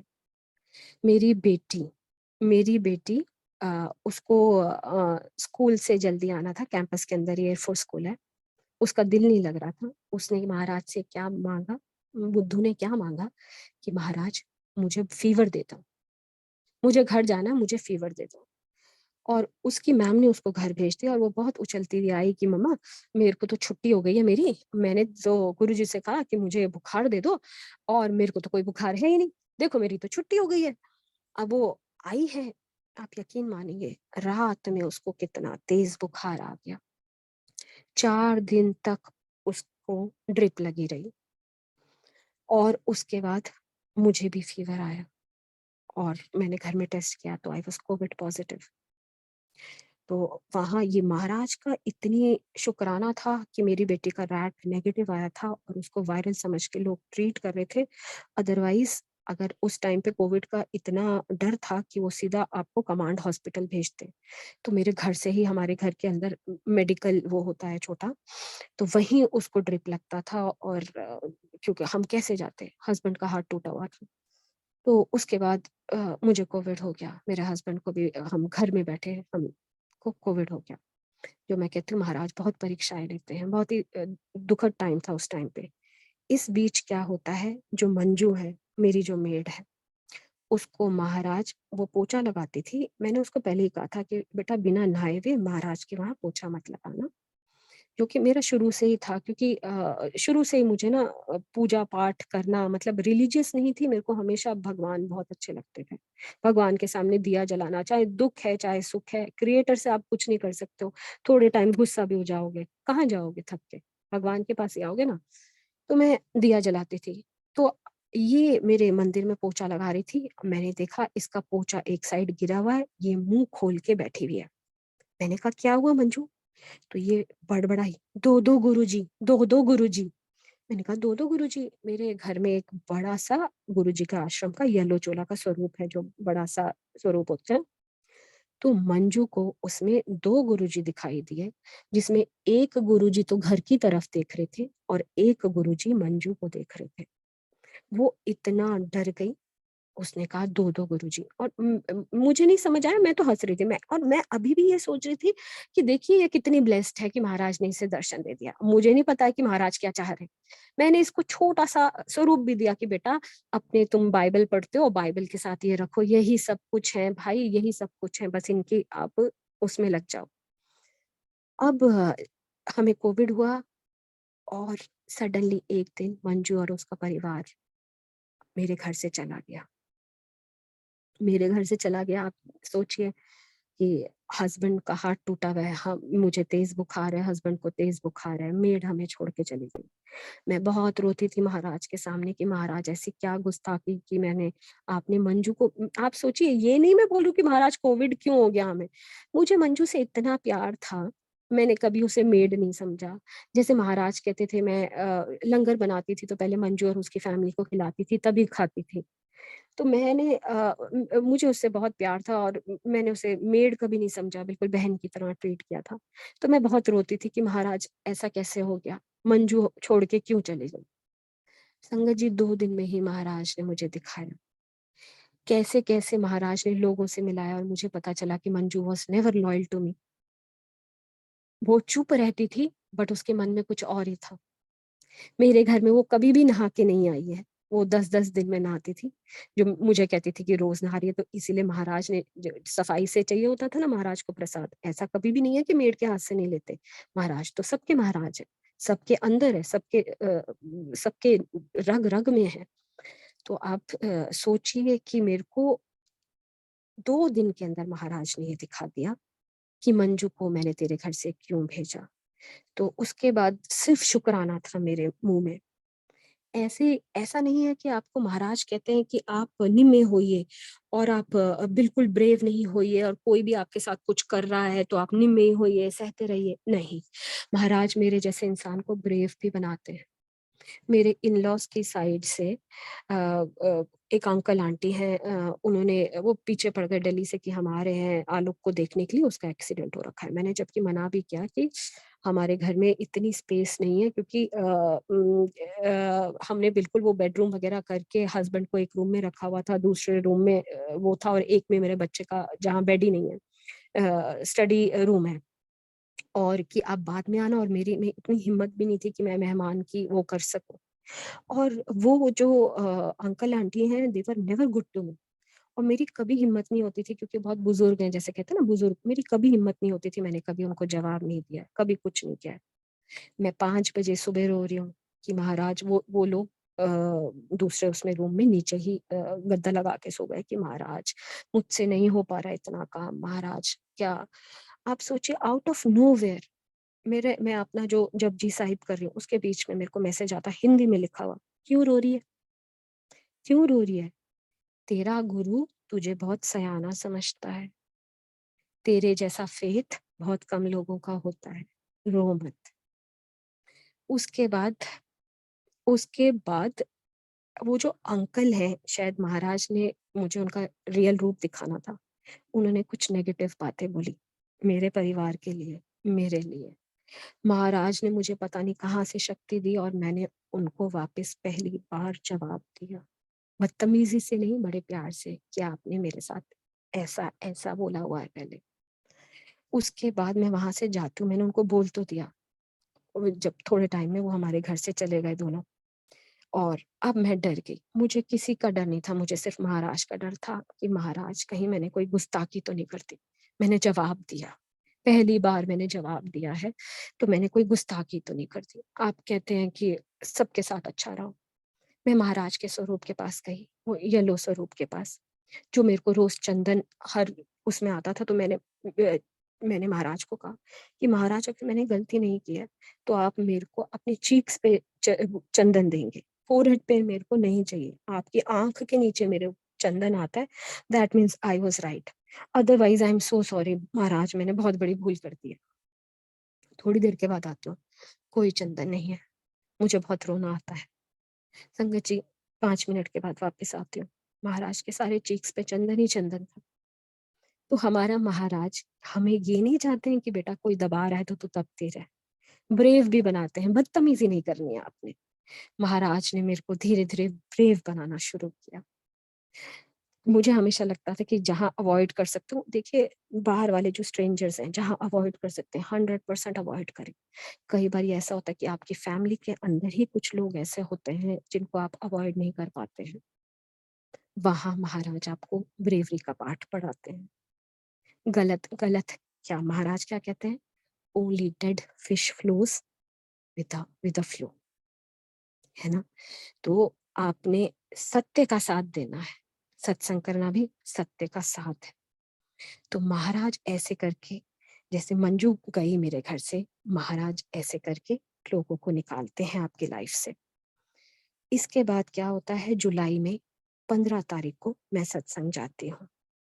सत्संग जाती हूँ, बड़ा ब्यूटीफुल एक्सपीरियंस होता है। रघुबीर अंकल वहाँ आते हैं, मुझे नहीं पता, मुझे सिर्फ ये पता था ये महाराज के 25-26 साल तक सेवादार रहे हैं, इसके ज्यादा मुझे नहीं पता था। अब जब वो आए और मैं उनको देख रही हूँ, और मेरा सर तभी भी भारी था, कोविड के बाद मैंने पुट ऑन भी कर लिया था काफी वेट, और बड़ा बल्कि बल्कि सा, बड़ा सा अजीब सा लगता था। और मैं बैठी हूँ और मैं देख रही हूँ कि अरे ये तो महाराज के साथ 25-26 साल तक रहे, तो कुछ इनके स्पेशल होगा, मुझे तो ये नॉर्मल इंसान लग रहे है ना, ही इज अ सर्ट। वो आके बैठते हैं, और फिर मैं नोटिस करती हूँ कि इनकी आंखें बड़ी स्पेशल है, इनकी आंखें बड़ी ग्रीन ग्रीन सी है। और मैं बाद में, सत्संग के बाद में, उन अंकल को बोलती हूँ कि अंकल आपकी आंखें बड़ी सुंदर है। तो एक संगत हंसती है, तो आपको कहती है आपको पता नहीं है कि 16 साल तक अंकल अंधे थे, महाराज ने इनकी आंखें ठीक किया, और इनकी आंखों में महाराज ने अपना खून डाला है। और महाराज ने इनको ये भी कहा था कि अब तेरा डीएनए जब टेस्ट होगा तो तू मेरे उसका डीएनए का होगा। खैर जो भी है, उस सत्संग में मैंने उधर मुझे अपॉर्चुनिटी मिली कि मैंने अपना सत्संग सुनाया। रघुवीर अंकल भी सुन रहे थे। इसके बाद वो मुझसे बहुत सारे क्वेश्चन करने लगे कि तुम क्या समझती हो कि परमात्मा कौन है, तुम क्या समझती हो कि गुरुजी कौन है। अब मैं चुपचाप हूँ, और मैं थोड़ी सी घबरा भी रखी हूँ कि क्या जवाब दूं, मेरे मन में जो आ रहा है वो मैं उनको जवाब देती जा रही हूँ। मुझे नहीं समझ आ रहा था कि मैं क्या बोल रही हूँ, और मुझे ये भी नहीं समझ आ रहा था कि अंकल मेरे से इतना सब कुछ क्यों पूछ रहे हैं। तो थोड़ी देर के बाद उन्होंने कहा कि तुम्हें लग रहा होगा कि मैं तुमसे इतने क्वेश्चंस क्यों कर रहा हूँ। मैंने कहा मैंने हाँ बोला, हिम्मत भी नहीं थी उनके सामने कुछ बोलने की। तो उन्होंने बहुत ही ब्यूटीफुल लाइन बोली जो कि उस टाइम पे मेरे को समझ भी नहीं आई। बोले, "बहुत सालों के बाद मैं एक आत्मा को देख रहा हूँ, जो कि महाराज के बहुत पास आ चुकी है और महाराज के पास एक आत्मा भी आ जाए, तो मेरा काम सफल है।" मुझे ये बात नहीं समझ आई कि उन्होंने क्या बोला। हाँ, संगत मेरे साथ बहुत डिफरेंटली बिहेव कर रही थी, बट मुझे नहीं समझ आई। बाद में मुझे समझ आया कि अंकल वही बोलते हैं जो कि गुरुजी बुलवाते हैं। तो शुक्राना है महाराज का, मुझे नहीं पता, मेरे को महाराज दूरी रखो, मतलब इतना इतना मेरी औकात नहीं है आपके आस-पास भी आने की। बट वो मेरे लिए बहुत ही स्पेशल मोमेंट था।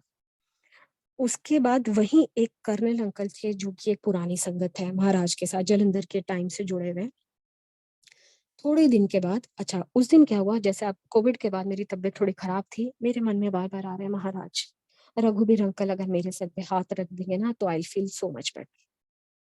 अब जो आंटी उनको लेके आई थी, सबको इंस्ट्रक्शन थी कि अंकल के पास कोई नहीं आएगा, कोविड फैला हुआ है, अंकल ने मास्क पहना हुआ था, कोई उनको टच नहीं करेगा।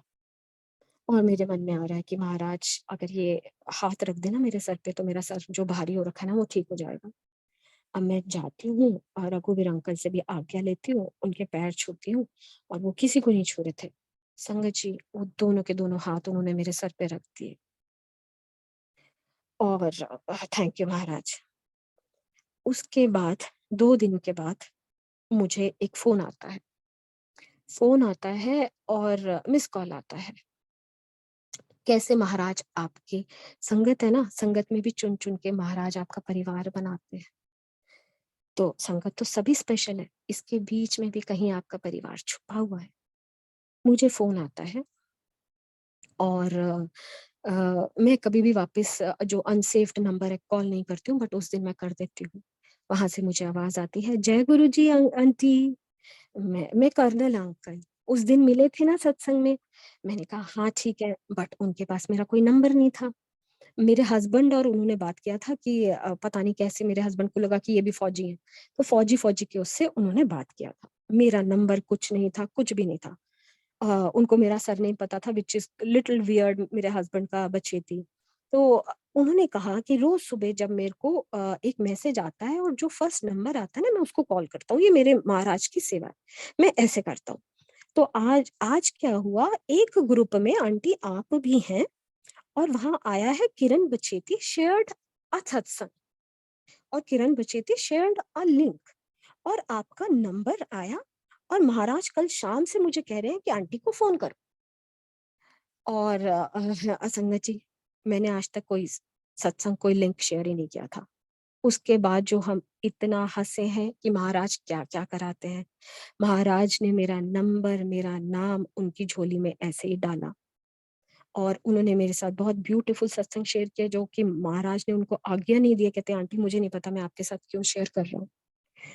फिर ऐसे करके वो मेरी फैमिली जो कि अब मेरे बहुत क्लोज़ हैं अंकल आंटी, ऐसे करके वो मेरी फैमिली में धीरे करके लोग बढ़ने शुरू हुए। मेरी सोल फैमिली मुझे मिलने लग गई। रघुवीर अंकल, बहुत ही सुंदर, बहुत ही सुंदर आत्मा, ब्यूटीफुल आत्मा, जो मेरे घर में मुझे कुछ नेगेटिव फ़ील होता था, उन्होंने मुझे बहुत उपाय बताए, बहुत हम लोगों का ट्रीटमेंट किया। इसके बाद 3-4 महीने मेरी लाइफ़ बहुत ब्यूटीफुल रही है, सत्संग ही सत्संग। सुबह-शाम हमें सत्संग मिलते थे, हम सत्संग में जाते थे, बहुत मज़ा आता था। और संगत जी जभी भी सत्संग में आप लोग पाठ करते होंगे, मैं महाराज के साथ कीकली करती हूँ। बहुत ही डिफरेंट है। संगत झूम रही होती है और मैं उनके बीच में, मुझे लगता है महाराज और मैं बहुत कीकली कर रहे हैं, कीकली कर रहे हैं। और महाराज कभी मुझे कंधे में उठा रहे हैं, कभी कीकली कर रहे हैं, कभी कुछ कर रहे हैं, तो मुझे लगता था कि मेरी इमेजिनेशन है, जैसे ही सत्संग स्टार्ट होगा, हम कीकली करना स्टार्ट कर देंगे दोनों। और इस बारी रिसेंटली एक सत्संग में मैंने आँखें बंद भी नहीं की थी। महाराज के स्वरूप से महाराज उछल के मेरे साथ कीकली करने आए। तो मुझे मेरे को महाराज ने रीअफ़र्म किया कि हाँ बेटा मैं तेरे साथ कीकली करता हूँ हर बारी। तो बहुत वियर्ड लगा क्योंकि मैंने आँखें बंद भी नहीं की थी। महाराज उस स्वरूप से निकल के महाराज ने मेरे को कीकली के लिए दोनों हाथ ऑफर किए और हमने कीकली किए फिर। खैर ऐसे ब्यूटीफुल होता रहा। सितंबर में हम बड़े मंदिर फिर गए। डुगरी बुलाया महाराज ने मुझे। उस टाइम पे भी वेदर चेंज का, सितंबर दिल्ली में बहुत ही ह्यूमिड और बहुत ही गंदा क्लाइमेट होता है, मेरा बिल्कुल जाने का मूड नहीं था। बट जब महाराज ने आपको बुलाना है, तो आपको बुलाना है। तो जब मैं वहाँ जाती हूँ वेदर बहुत अच्छा हो जाता है। और मैं लाइन में खड़ी हूँ लंगर से के बाहर, लंगर रूम है उसके बाहर, और मेरे सर पे पता नहीं बहुत ज़ोर की कुछ गिरता है। मैंने सोचा शायद किसी कबूतर ने बीट वीट कर दिया। मैंने अपने सर को छुआ, मेरे सर के ऊपर आधा मुट्ठी पानी था। मेरे पूरे फ़ोरहेड पे पानी था। ना आगे वाले के सर पे मेरा हस्बैंड था, ना पीछे वाली आंटी मेरे को देख के मंद-मंद मुस्कुरा रही थी। तो गुरुजी ने मेरे मेरे सर पे एक मुट्ठी अमृत वर्षा की। थैंक यू महाराज। वो एक्सपीरियंस बहुत ब्यूटीफुल था। उसके बाद महाराज ने मुझे, जो कि मुझे था कि मेरे को अब महाराज के आस-पास ही सेटल होना है। महाराज ने मुझे गुड़गाँव में घर दिलाया जिसका नंबर है 502, 7 number.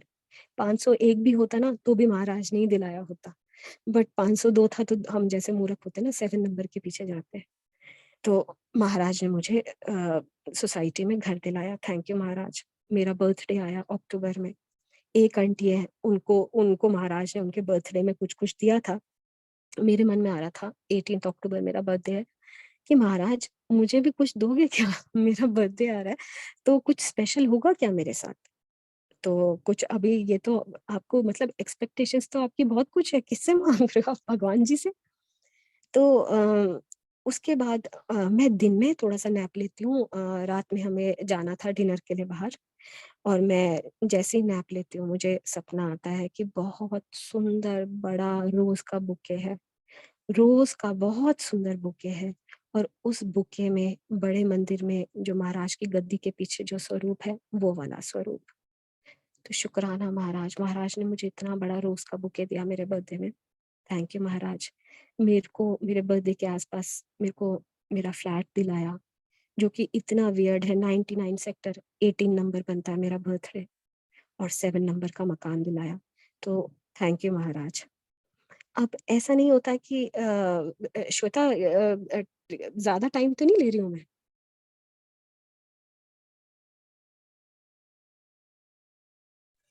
No, it's fine, Aunty. Continue. Jai Guruji. हाँ, जय गुरु जी।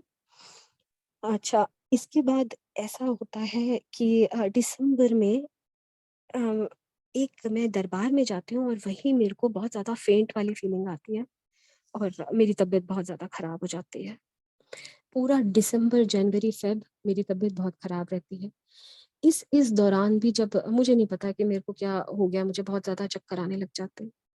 दिसंबर में जब मुझे चक्कर आ रहे थे, इस दौरान भी जब मैं सोती थी, तो महाराज सेंटा क्लॉज़ बन के, महाराज येलो चोला में वायरलेस फ़ोन पकड़े हुए, डिफरेंट डिफरेंट उसमें मेरे को आते जा रहे हैं। मेरे हस्बैंड ने कहा, "अरे! दिसंबर का टाइम है, महाराज तेरे को सेंटा क्लॉज़ के उसमें दिख रहे हैं, तो महाराज इज़ आस्किंग कि माँग ले जो माँग ले।" देखो कैसे बुद्धुओं की हम लोगों की बुद्धि चलती है, कि महाराज तो सेंटा क्लॉज़ जैसे दिख रहे हैं हमको, तो अब तो हमारी विश लिस्ट हम बना देते हैं और वो पूरी होएगी।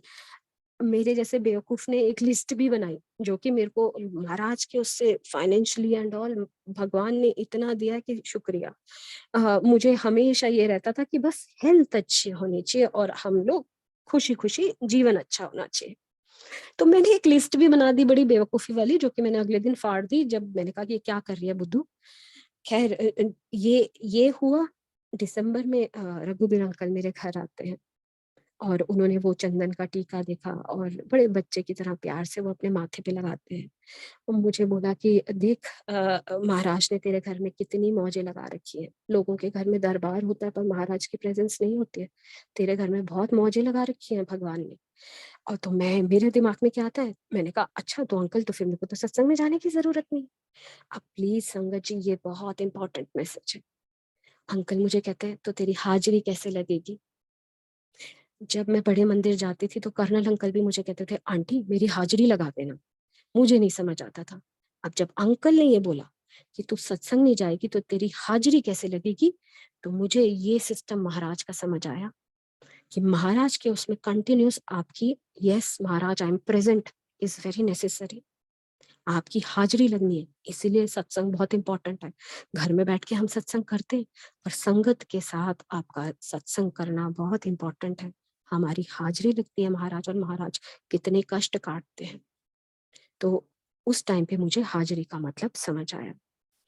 इसके बाद लाइफ चलती रही। फरवरी में महाराज ने फिर बड़े मंदिर बुलाया और प्राइवेट सत्संग में बिठाया। उसका भी बहुत वो है, मेरे को सेवादार फ्रेंड जो मेरा बहुत ही अच्छे फ्रेंड है, उन्होंने कहा आंटी वेडनेसडे को प्राइवेट सत्संग हो रहा है, मुझे बुलाया है। हमारी तो मैं पहली बार अटेंड कर रहा हूँ, और वो तो ये तो बहुत ही अच्छी अपॉर्चुनिटी है। मैंने कहा अच्छा ठीक है। अब उनके मन में पता नहीं क्या आया, अगले दिन सुबह उन्होंने कहा आंटी मैंने आपका नाम भी दे दिया, प्लीज आ जाइए। तो और ये लाइफ टाइम अचीवमेंट अवार्ड है, आपको आना पड़ेगा। हाँ, तो हम लोग कैसे भी करके 8 फरवरी को वहां सत्संग था, पहुंचते हैं, 1.5 घंटा महाराज के साथ बैठते हैं। बट जब मैं वापस आती हूँ, जब जब मैं बड़े मंदिर जाऊं, तो इससे पहले मैं दिसंबर में भी बड़े मंदिर गई जब मेरी तबीयत बहुत खराब थी। वहां भी महाराज ने मेरे साथ डिफरेंट वो किया कि मैं जब एयरपोर्ट में गई, मेरे को बहुत चक्कर आ रहे थे, मैं अपने हस्बैंड को कहा वापस चलते हैं, बट नॉन रिफंडेबल टिकट्स कराई हुई थी, होटल की भी और फ्लाइट की भी, तो मन में ये भी लग रहा था। तो संगत जी जहां मैं बैठी थी, जैसे 17 नंबर के आगे मैं बैठी हुई थी, गेट नंबर बोर्डिंग के लिए, और हमको 23 से जाना था, 6 गेट और चलना था, मेरी हिम्मत ही नहीं थी। 2 मिनट में एसएमएस आ जाता है कि सारी बोर्डिंग जहां मैं बैठी थी 17 नंबर से महाराज ने कराई। तो शुक्राना महाराज, वहां आपको प्रेजेंस फील हो जाती है कि महाराज अपने काम में है, कर रहे हैं, आपके लिए कुछ कर रहे हैं। तो महाराज ने सारे पैसेंजर्स को जहां मैं बैठी थी वहीं से बोर्डिंग कराई। बहुत सुंदर हमें वहां दरबार में बिठाया, और बहुत ही अच्छा वो भी रहा था।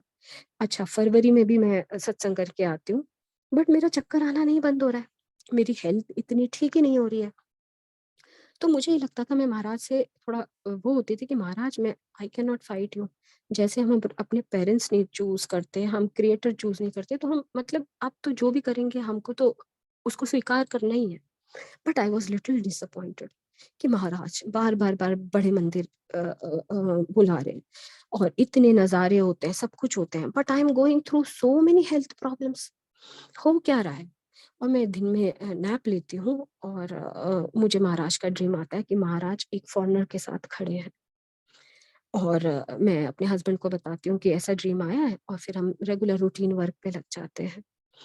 शाम को पहली बार मेरे को लिंक आता है, और मैं उस सत्संग लिंक को क्लिक करती हूँ। पहली बार दूसरी तरफ other side there was a foreigner, foreigner lady, जो मैंने महाराज को एक फॉरेनर लेडी के साथ देखा था। आई गॉट गूज बम्स, मेरे को बहुत ही वियर्ड लगा। और straight away she spoke to me directly, that was message from Maharaj only. Heartiest congratulations to people who feel that their sufferings have increased, or who feel that they are going through some tough times. You're the chosen one.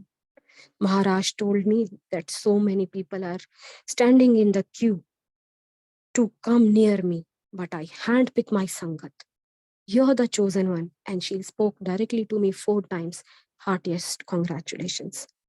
तो अगर किसी के ऊपर भी अगर आपको लगता है कि महाराज के उसके आके महाराज की परीक्षाएं हैं, कर्म काट रहे हैं, टेस्ट ले रहे हैं, चैलेंजेस दे रहे हैं, बट आप समझ जाइए you are the chosen one. तो थैंक यू महाराज।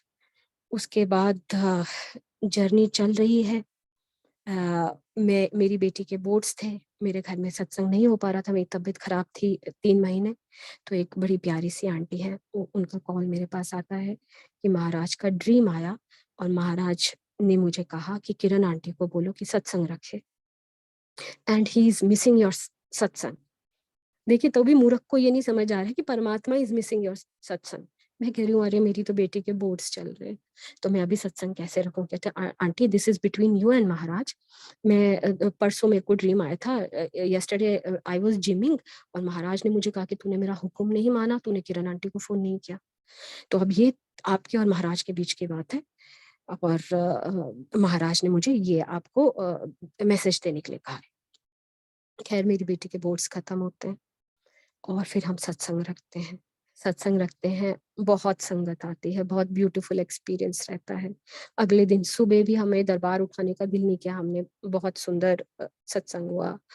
उसके रात में मैं, मेरा हस्बैंड और मैं फिर बैठ गए महाराज के सामने और गाना चल रहा था, अव्वल अल्लाह नूर इलाया, कुदरत के सब बंदे।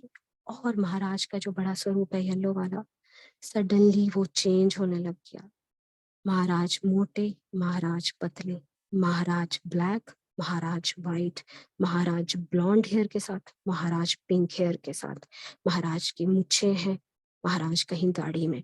मैं चुपचाप देख रही हूँ। एक बारी पहले भी मेरे साथ ऐसा हो चुका था, उस टाइम पे मेरी आंखें बहुत दर्द हो गई थी। इस टाइम मुझे वियर्ड नहीं लगा, मैं सिर्फ देखती रही महाराज को।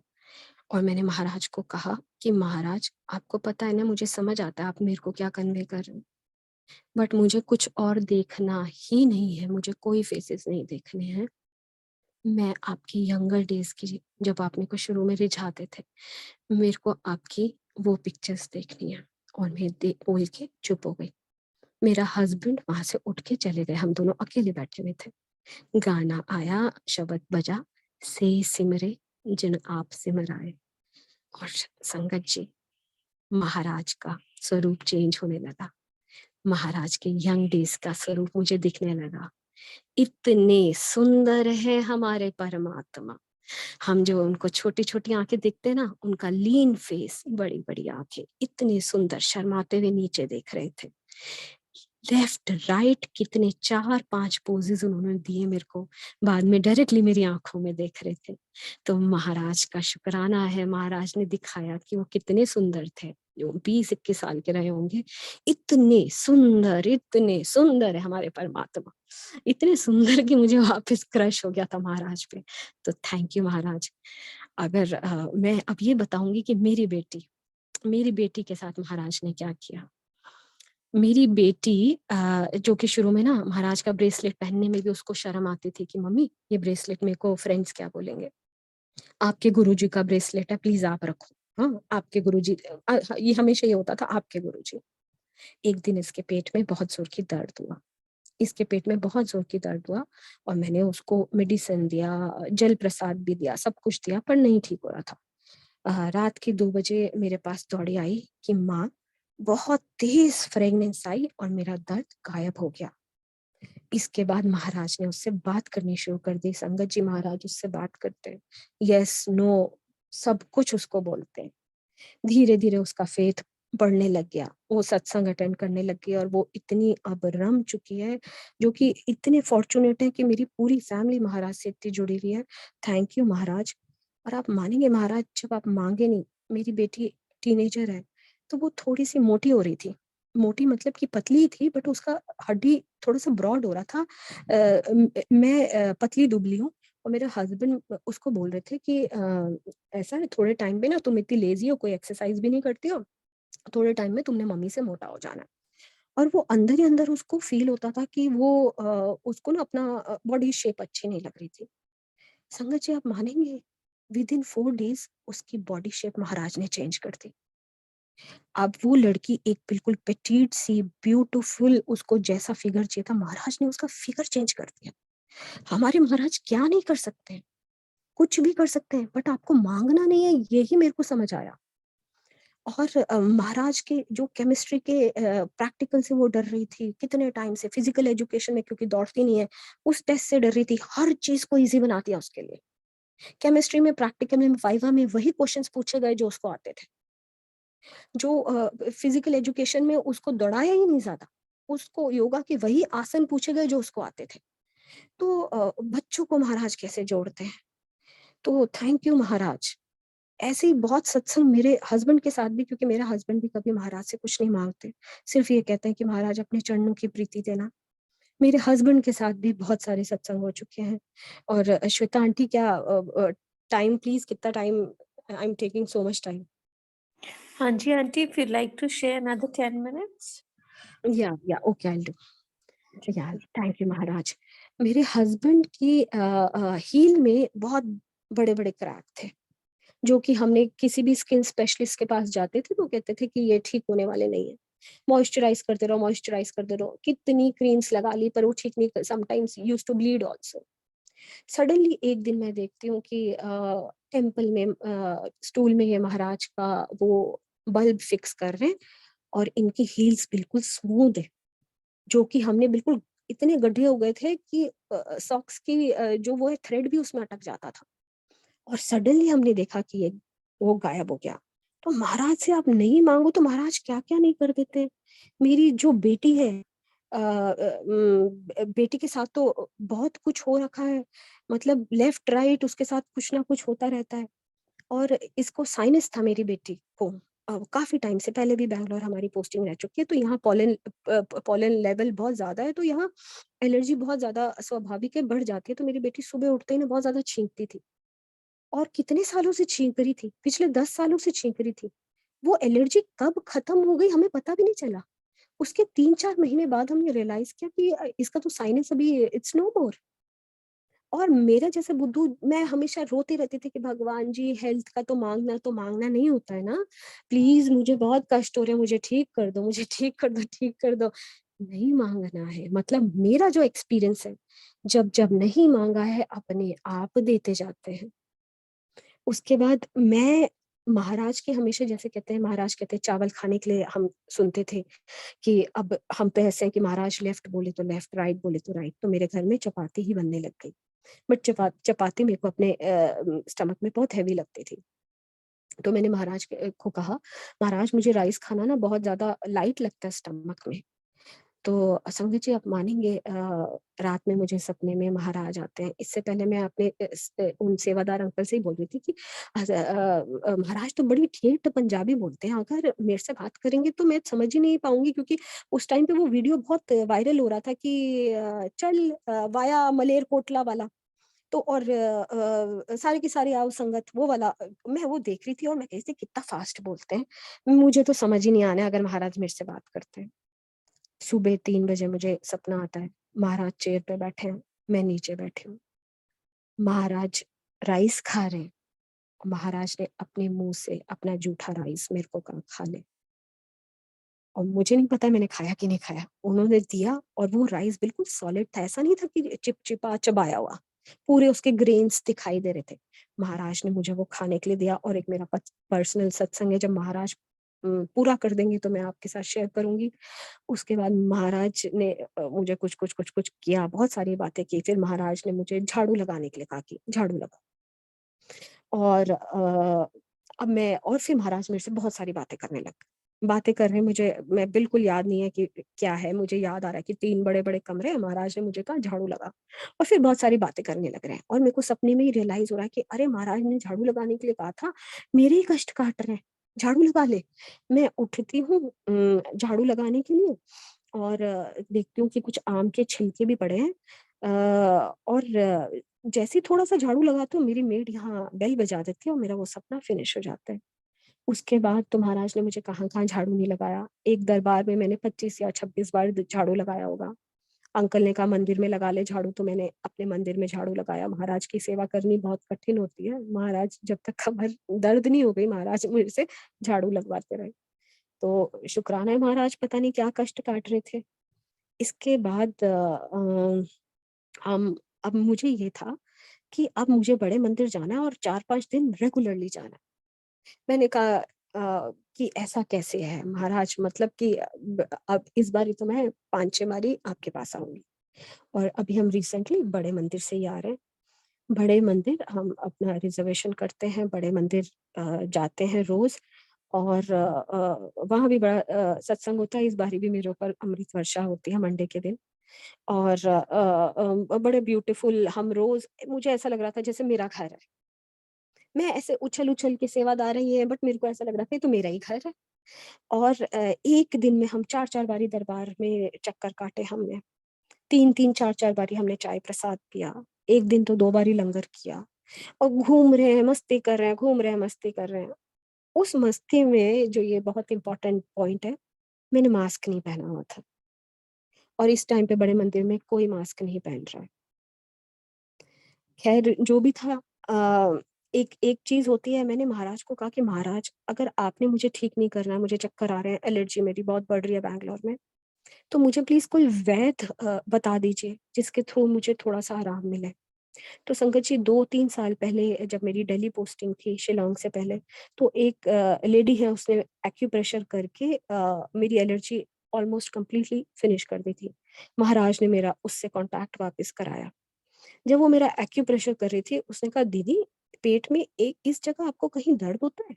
मैंने कहा नहीं। कहते बड़ी अजीब-सी बात है, यहाँ आपको दर्द होना चाहिए, यहाँ आई कैन फील समथिंग आपकी इसमें पाम से मुझे पता चल रहा है कि यहाँ कुछ गड़बड़ है और अभी तो आपको पेन होना चाहिए। ख़ैर व्हाटएवर मैं यहाँ फिर भी दे देती हूँ लेकिन आप देखना यहाँ तो मतलब आपको पेन होना चाहिए था। ख़ैर व्हाटएवर। उसके बाद लास्ट डे हम मतलब वेडनेसडे को गए थे तो हम थर्सडे, फ्राइडे, सैटरडे, संडे मैंने वहाँ पुरानी संगत देखी 2 बारी कमांडर अंकल को देखा। मंडे को जब हम गए तो जेठा अंकल की चाय प्रसाद की सेवा थी।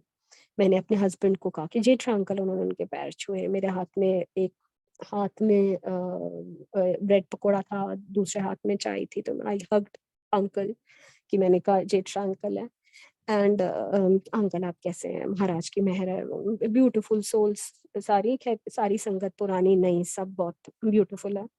खैर मैं जाती हूँ और मंडे को मुझे बहुत ज़्यादा टायर्डनेस हो जाती है। अब मुझे लग रहा है कि मैंने अभी एक्यूप्रेशर कराने गई थी, उसके बाद होटल से मैंने चेकआउट किया और बड़े मंदिर भी हो गई हूँ, तो मेरे को इतनी टायर्डनेस हो रही है, तो जो लाज़मी थी रघुवीर अंकल के घर में सत्संग था उस दिन 27 तारीख को लाजपत नगर में दिल्ली वाले घर में। उन्होंने मुझे कहा था कि तू यहाँ से जब जा रही होगी देहरादून जाएगी, तो मम्मी के पास जा रही थी मैं वहाँ से, बहुत दिन हो गए थे मम्मी से मिले हुए, 1 साल हो गया था। कि यहाँ से जाएगी तो मेरे घर से होते हुए जाना। अब मेरी हिम्मत नहीं हो रही है, मैं पीछे ऐसे लेटी हुई हूँ। मैंने कहा अंकल को ना सॉरी बोल देंगे, वैसे इतना लेट हो गया है, ऑलमोस्ट 4 बज गए थे तो और 5 से 6 घंटे का रास्ता है देहरादून का। तो मैंने कहा कि बहुत लेट हो गया है तो मैं अंकल को फ़ोन कर देती हूँ कि नहीं आ पा रही हूँ। और फ़ोन करके मैं क्या बोल रही हूँ, अंकल मैं लाजपत नगर के इसमें हूँ, बहुत लेट हो गई हूँ, आऊँ कि नहीं आऊँ?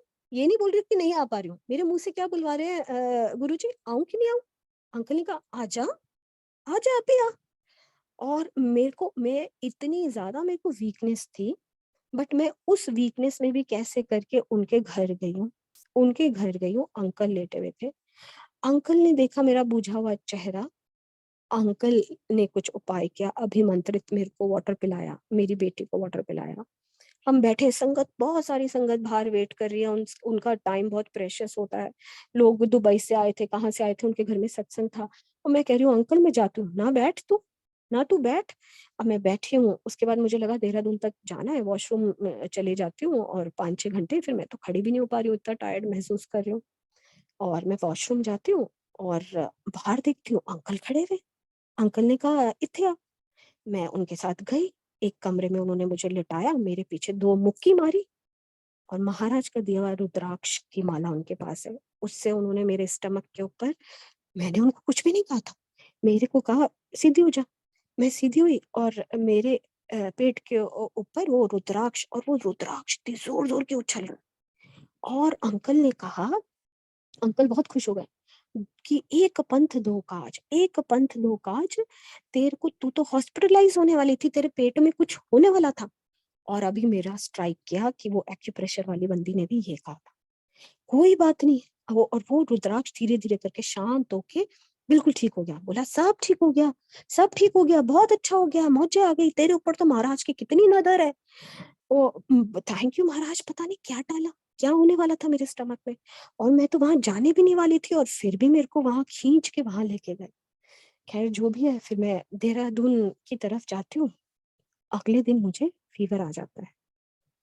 अगले दिन मुझे फ़ीवर आ जाता है, जो कि बहुत ही वियर्ड था कि मेरे को शाम को फ़ीवर आता है 4 या 5 बजे। 4 या 5 बजे मुझे फ़ीवर आता है और अगले दिन सुबह 4 बजे मैं उठती हूँ तो मेरा फ़ेस बड़ा स्वॉलन है। मेरी आँखों से पानी निकल रहा है और मैं देखती हूँ फ़ीवर 100 के ऊपर जाता है तो थर्मामीटर बीप करने लग जाता है, बीप कर रहा है। और महाराज के स्वरूप के बिना मैं कहीं नहीं जाती हूँ, महाराज का पिता स्वरूप है, जो कि इसको कभी स्वरूप ना समझे ना। ये आपके लिए इतनी बड़ी ब्लेसिंग है कि आपके घर में महाराज का स्वरूप है। बहुत आदरपूर्वक प्लीज़ रखें, मैं इन्हीं के साथ सोती हूँ। आप मानेंगे नहीं कि इनका ये काले हो जाते हैं, जो मुझे लगता था कि शायद स्वरूप में कुछ गड़बड़ी हो रही है, और 2 दिन के बाद वो ठीक। इतने कष्ट लेते हैं महाराज, इतने कष्ट लेते हैं, आज भी ले रहे हैं। और ख़ैर मैंने सुबह स्वरूप के आगे महाराज को कहा, Maharaj I think I got covid. मैंने ये बोला क्योंकि मेरे को फ़ीवर ऐसे जनरली आता ही नहीं है। पिछली बार जब कोविड आया हुआ था तो ही मुझे फ़ीवर आया था, नहीं तो मेरे को नॉर्मल ऐसे फ़ीवर नहीं आता। और उसी टाइम पे सिर्फ I spoke only one this line, this is what again reaffirming that you don't have to ask Maharaj. मैंने कहा, Maharaj I think I have got covid. और मैंने वो सेकंड टाइम थर्मामीटर जो कि हाई फ़ीवर के लिए बीप कर रहा था, और वापस अपने मुँह में डाला, एंड संगत जी माय टेम्परेचर वाज़ नॉर्मल। उसके बाद मुझे फ़ीवर ही नहीं आया। मुझे नहीं समझ आया, मैं ठीक थी, हाँ, मेरे को बॉडी एक हो रहा था, टायर्डनेस हो रहा था। अगले दिन शाम को क्या होता है, मैं ये देखती हूँ कि मुझे खुशबू नहीं आ रही है कुछ भी, कोई भी खुशबू नहीं आ रही है, गंध भी नहीं आ रही है। Now I become suspicious. मैंने हस्बैंड से कहा आई कि भैया मेरे को तो कोई खुशबू ही नहीं आ रही है। तो वो जल्दी से वो टेस्ट किट लेके आया, एंड संगत जी I was covid positive again. ये एक बहुत बड़ा मैसेज है जो कि हमने बड़ी बेवकूफ़ी की। आप बड़े मंदिर भी जा रहे हैं, प्लीज़ मास्क लगा के जाएँ। अगर किसी की संगत की तबीयत खराब है, अपने लिए नहीं अपनी संगत के लिए सोचें। सबको लगता है लंगर प्रसाद खा के आप ठीक हो जाएँगे, जो कि आप घर में भी महाराज के आगे वाटर ऑफ़र करेंगे, कड़ा प्रसाद ऑफ़र करेंगे, चाय ऑफ़र करेंगे, वहाँ भी ठीक हो सकते हैं। 4-5 दिन के बाद चले जाएँ। ब ऐसे बिना मास्क के ना जाएँ, बीमार हैं तो प्लीज़ ना जाएँ। संगत आपका परिवार है, महाराज कभी खुश नहीं होंगे अगर अगर आपके कारण कोई संगत बीमार होती है। और हमारी बेवकूफ़ी कि हमने प्रिकॉशन नहीं ली। जब मैंने अंकल से कहा, अंकल ने कहा, महाराज कभी भी नहीं कहते थे, आगे गड्ढा है और तुम कहो कि आगे महाराज बचा लेंगे, गुरुजी बचा लेंगे, ऐसा कभी नहीं होता है। महाराज हमेशा कहते थे, बहुत प्रिकॉशन से सोच समझ के चलें। कर्मा आपका है, हम हर चीज़ महाराज के ऊपर डाल देते हैं। लेफ्ट जा रहे हैं तो महाराज देख लेंगे, राइट जाएँगे तो महाराज देख लेंगे। नहीं, महाराज हमेशा चेक करते हैं, चैलेंजेस आते हैं। आप बच्चे तू कितना मैच्योर हो गया है, मेरी मेरी संगत में है, फिर आपको एक चैलेंज आता है, अब तू कितना मैच्योर हो गया। मैं तो हर बारी फेल होती हूँ, बट मुझे धीरे-धीरे, धीरे-धीरे, धीरे करके महाराज समझा रहे हैं, सिखा रहे हैं। तो ये हमारे लिए बहुत बड़ा लेसन है कि हर चीज़ में ये ना सोचे कि बस महाराज की मर्ज़ी है तो शायद हम लेफ्ट चले गए, महाराज की मर्ज़ी है राइट, नहीं। बिल्कुल, आपने बिल्कुल हमको एक बहुत ही रिस्पॉन्सिबल स्ट्रॉन्ग संगत रहना है। हमको महाराज के कंधे में टंगे नहीं रहना, महाराज के पास बहुत बड़े-बड़े काम हैं, बहुत बड़े काम हैं। हमने महाराज के एक रिस्पॉन्सिबल कि महाराज शुड फील प्राउड कि कितनी ब्यूटीफुल संगत है मेरी, गलत काम करती ही नहीं है, तो मैं क्या करूँ? और जहाँ मुश्किल होती है वहाँ तो महाराज आपका हाथ पकड़ते ही हैं। आप माँगो नहीं, महाराज आपकी हेल्प करने ऐसे दौड़-दौड़ के आ जाते हैं। खैर इतनी अजीब-सी बात है, वो कोविड कैसे चला गया, वो जो सेंस ऑफ महाराज ने मुझे बताया कि बेटा you are not responsible enough, ठीक है, nobody was wearing the mask, you could, तेरी इम्यूनिटी इतनी स्ट्रॉन्ग नहीं है, तेरे को पहनना चाहिए था। खैर मैंने नहीं पहना, वो सेंस ऑफ स्मेल भी मेरा 1 दिन में वापस आ गया है। और अनफॉर्च्यूनेटली मेरे माँ को भी मेरे से फ़ीवर आ गया। शायद मेरे भागम-दौड़ में महाराज ये बता रहे थे कि माँ के साथ भी टाइम बिता। मैंने अपनी टिकट्स कैंसल कराई, माँ के साथ 10 दिन रही। अब मेरी माँ का सत्संग सुने, सुबह उठ के मुझे कहा, तेरे गुरुजी है ना, सब हर कोई ये बोलता है तेरे गुरुजी, सो आई आई फील सो प्राउड, हाँ मेरे गुरुजी, आपके गुरुजी, मेरे गुरुजी। तेरे गुरुजी है ना, तेरे गुरुजी के फेस पे ना बहुत सारा चंदन आ रखा है, जो स्वरूप उनको मैंने पहले दिया था, और मैंने उन उसको पल्लू से पूछ दिया। मैंने कहा माँ उसको पूजना नहीं है, प्रसाद है, प्लीज़ अपने माथे पे श्रद्धा से लगाएँ। इस बारी जो पिता स्वरूप जिसके साथ मैं सोती हूँ, एक मैं स्वरूप माँ के लिए लेके गई थी। मैंने कहा माँ बहुत ही इसको अपने पास रखना, ये स्वरूप मेरा बहुत वो है, और मैंने फ्रेम करा के उनको दिया। रात में ऑनलाइन सत्संग में हम लोग मंत्र जाप ऑफ़र करते हैं एवरीडे, जो एक बहुत ब्यूटीफुल प्लेटफ़ॉर्म्स आजकल हमें मिल रखे हैं। वहाँ हम पूरी फैमिली मंत्र जाप ऑफ़र करते हैं महाराज को। और हम मम्मी के सामने किया, तो मम्मी भी मंत्र जाप साथ-साथ करने लग गई। उसके बाद मम्मी अपने कमरे में जाती हैं, अपने कमरे में जाती हैं, और आवाज़ सुनाई दे रही है कि मम्मी बड़बड़ा रही है। मैं समझ गई कि मम्मी गुरुजी से बात कर रही है। मैं अपने कमरे में शांत होके चली गई। अगले दिन मुझे मम्मी बता रही है कि बेटा जो स्वरूप तूने दिया ना, मैं उनको कह रही थी गुरुजी, गुरुजी, गुरुजी। सडनली वो जो पिता स्वरूप है वो ज़ोर की मुस्कुराया और उन्होंने मेरे को विंक किया। वो बहुत शर्मा रही थी कि भगवान ने मुझे विंक किया और शी वाज़ वेरी स्टन्ड कि ऐसे कैसे हो गया? और वो कहती मैं बहुत डर गई और मैंने कहा मैं तो इनको मंदिर में रख दूँगी। और महाराज ने उनके साथ क्योंकि महाराज को जोड़ना है। जिसको जोड़ना है वो महाराज की मर्ज़ी है। जब मैंने महाराज का जल प्रसाद जो मैं बड़े मंदिर से लाई थी, मम्मी को दिया था कि माँ ये पी लेना, आपका बुखार और खाँसी सब ठीक हो जाएगा। उस दिन मेरी मम्मी ने नहीं पिया, अगले दिन मैंने देखा वो जल प्रसाद बाहर ही पड़ा हुआ है। मैंने कहा मम्मा ये अमृत है, लोग वेंटिलेटर से बाहर आ जाते हैं, आप उसको बहुत प्लीज़ श्रद्धा से ग्रहण करें। तो मेरी मम्मी ने 1 घूँट पिया और अपने ओआरएस में भी 2 बूँद डाली और यकीन मानिए खाँसी, बुखार सब गायब। 1 ही दिन का फ़ीवर आया उनको भी। अगले दिन मैंने महाराज का मेरा बहुत दिल था, महाराज का स्वरूप रख के अपने मम्मी के घर में सत्संग किया। सिर्फ़ कड़ा प्रसाद बनाया और चाय प्रसाद बनाया और महाराज के साथ बैठे। शुक्राना करते हुए मैं शुक्राना कर रही थी, तो मेरी मम्मी ने सबको बताया कि ये वाला जो स्वरूप है, इन्होंने ऐसे आँखें भींची और बहुत ज़ोर की हँसे और सडनली मेरी मम्मी ज़ोर की शाउट की। मैंने कहा, "क्या हुआ मम्मी?" कहती, "फिर से किया।" बहुत ज़ोर की हँसी और मेरे को विंक किया। तो आप देखिए महाराज कैसे जोड़ते हैं।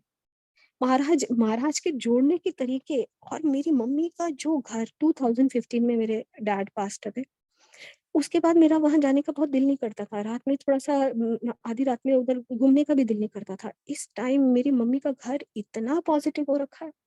उनके उनके किचन में 45 मिनट्स तक मेरे को फ्रेग्नेंस आई है। मैं वहाँ से हिलने के लिए तैयार नहीं थी, मैं स्लैब में ही बैठी हुई थी। और आप देखिए महाराज कैसे जोड़ते हैं।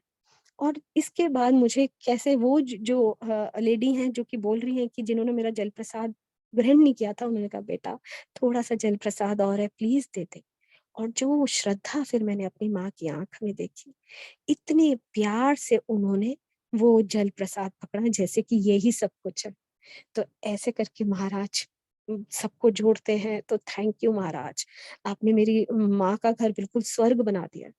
थैंक यू महाराज। और मैंने अपनी माँ की आँखों में वो चमक देखी है और पहले मुझे वो हमेशा कहती थी, "तेरी तबीयत खराब है, तू ऐसा कर, तू ना ये ऐसी चीज़ कर ले, तू वैसी चीज़ कर ले।" जैसे हम पुराने उसमें करते थे कि नमक घुमा ले, मिर्ची घुमा ले। अब क्या बोलती हैं, "मैं इस घर से शिफ्ट करने वाली हूँ बहुत जल्दी।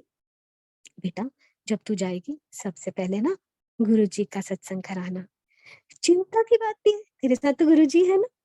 तो देखिए महाराज ऐसे जोड़ते हैं। तो थैंक यू महाराज इतने ब्यूटीफुल एक्सपीरियंसेस देने के लिए। हमेशा हमेशा के लिए थैंक यू है, शुक्राना है। सभी को ऐसे जोड़ें, अपनी संगत को अपने क्लोज लाएँ, हम एक रिस्पॉन्सिबल संगत बनाएँ और बस हमेशा आपके गुणगान करते रहें। Thank you Maharaj, thank you, अनंतम शुक्राना है। Thank you Maharaj.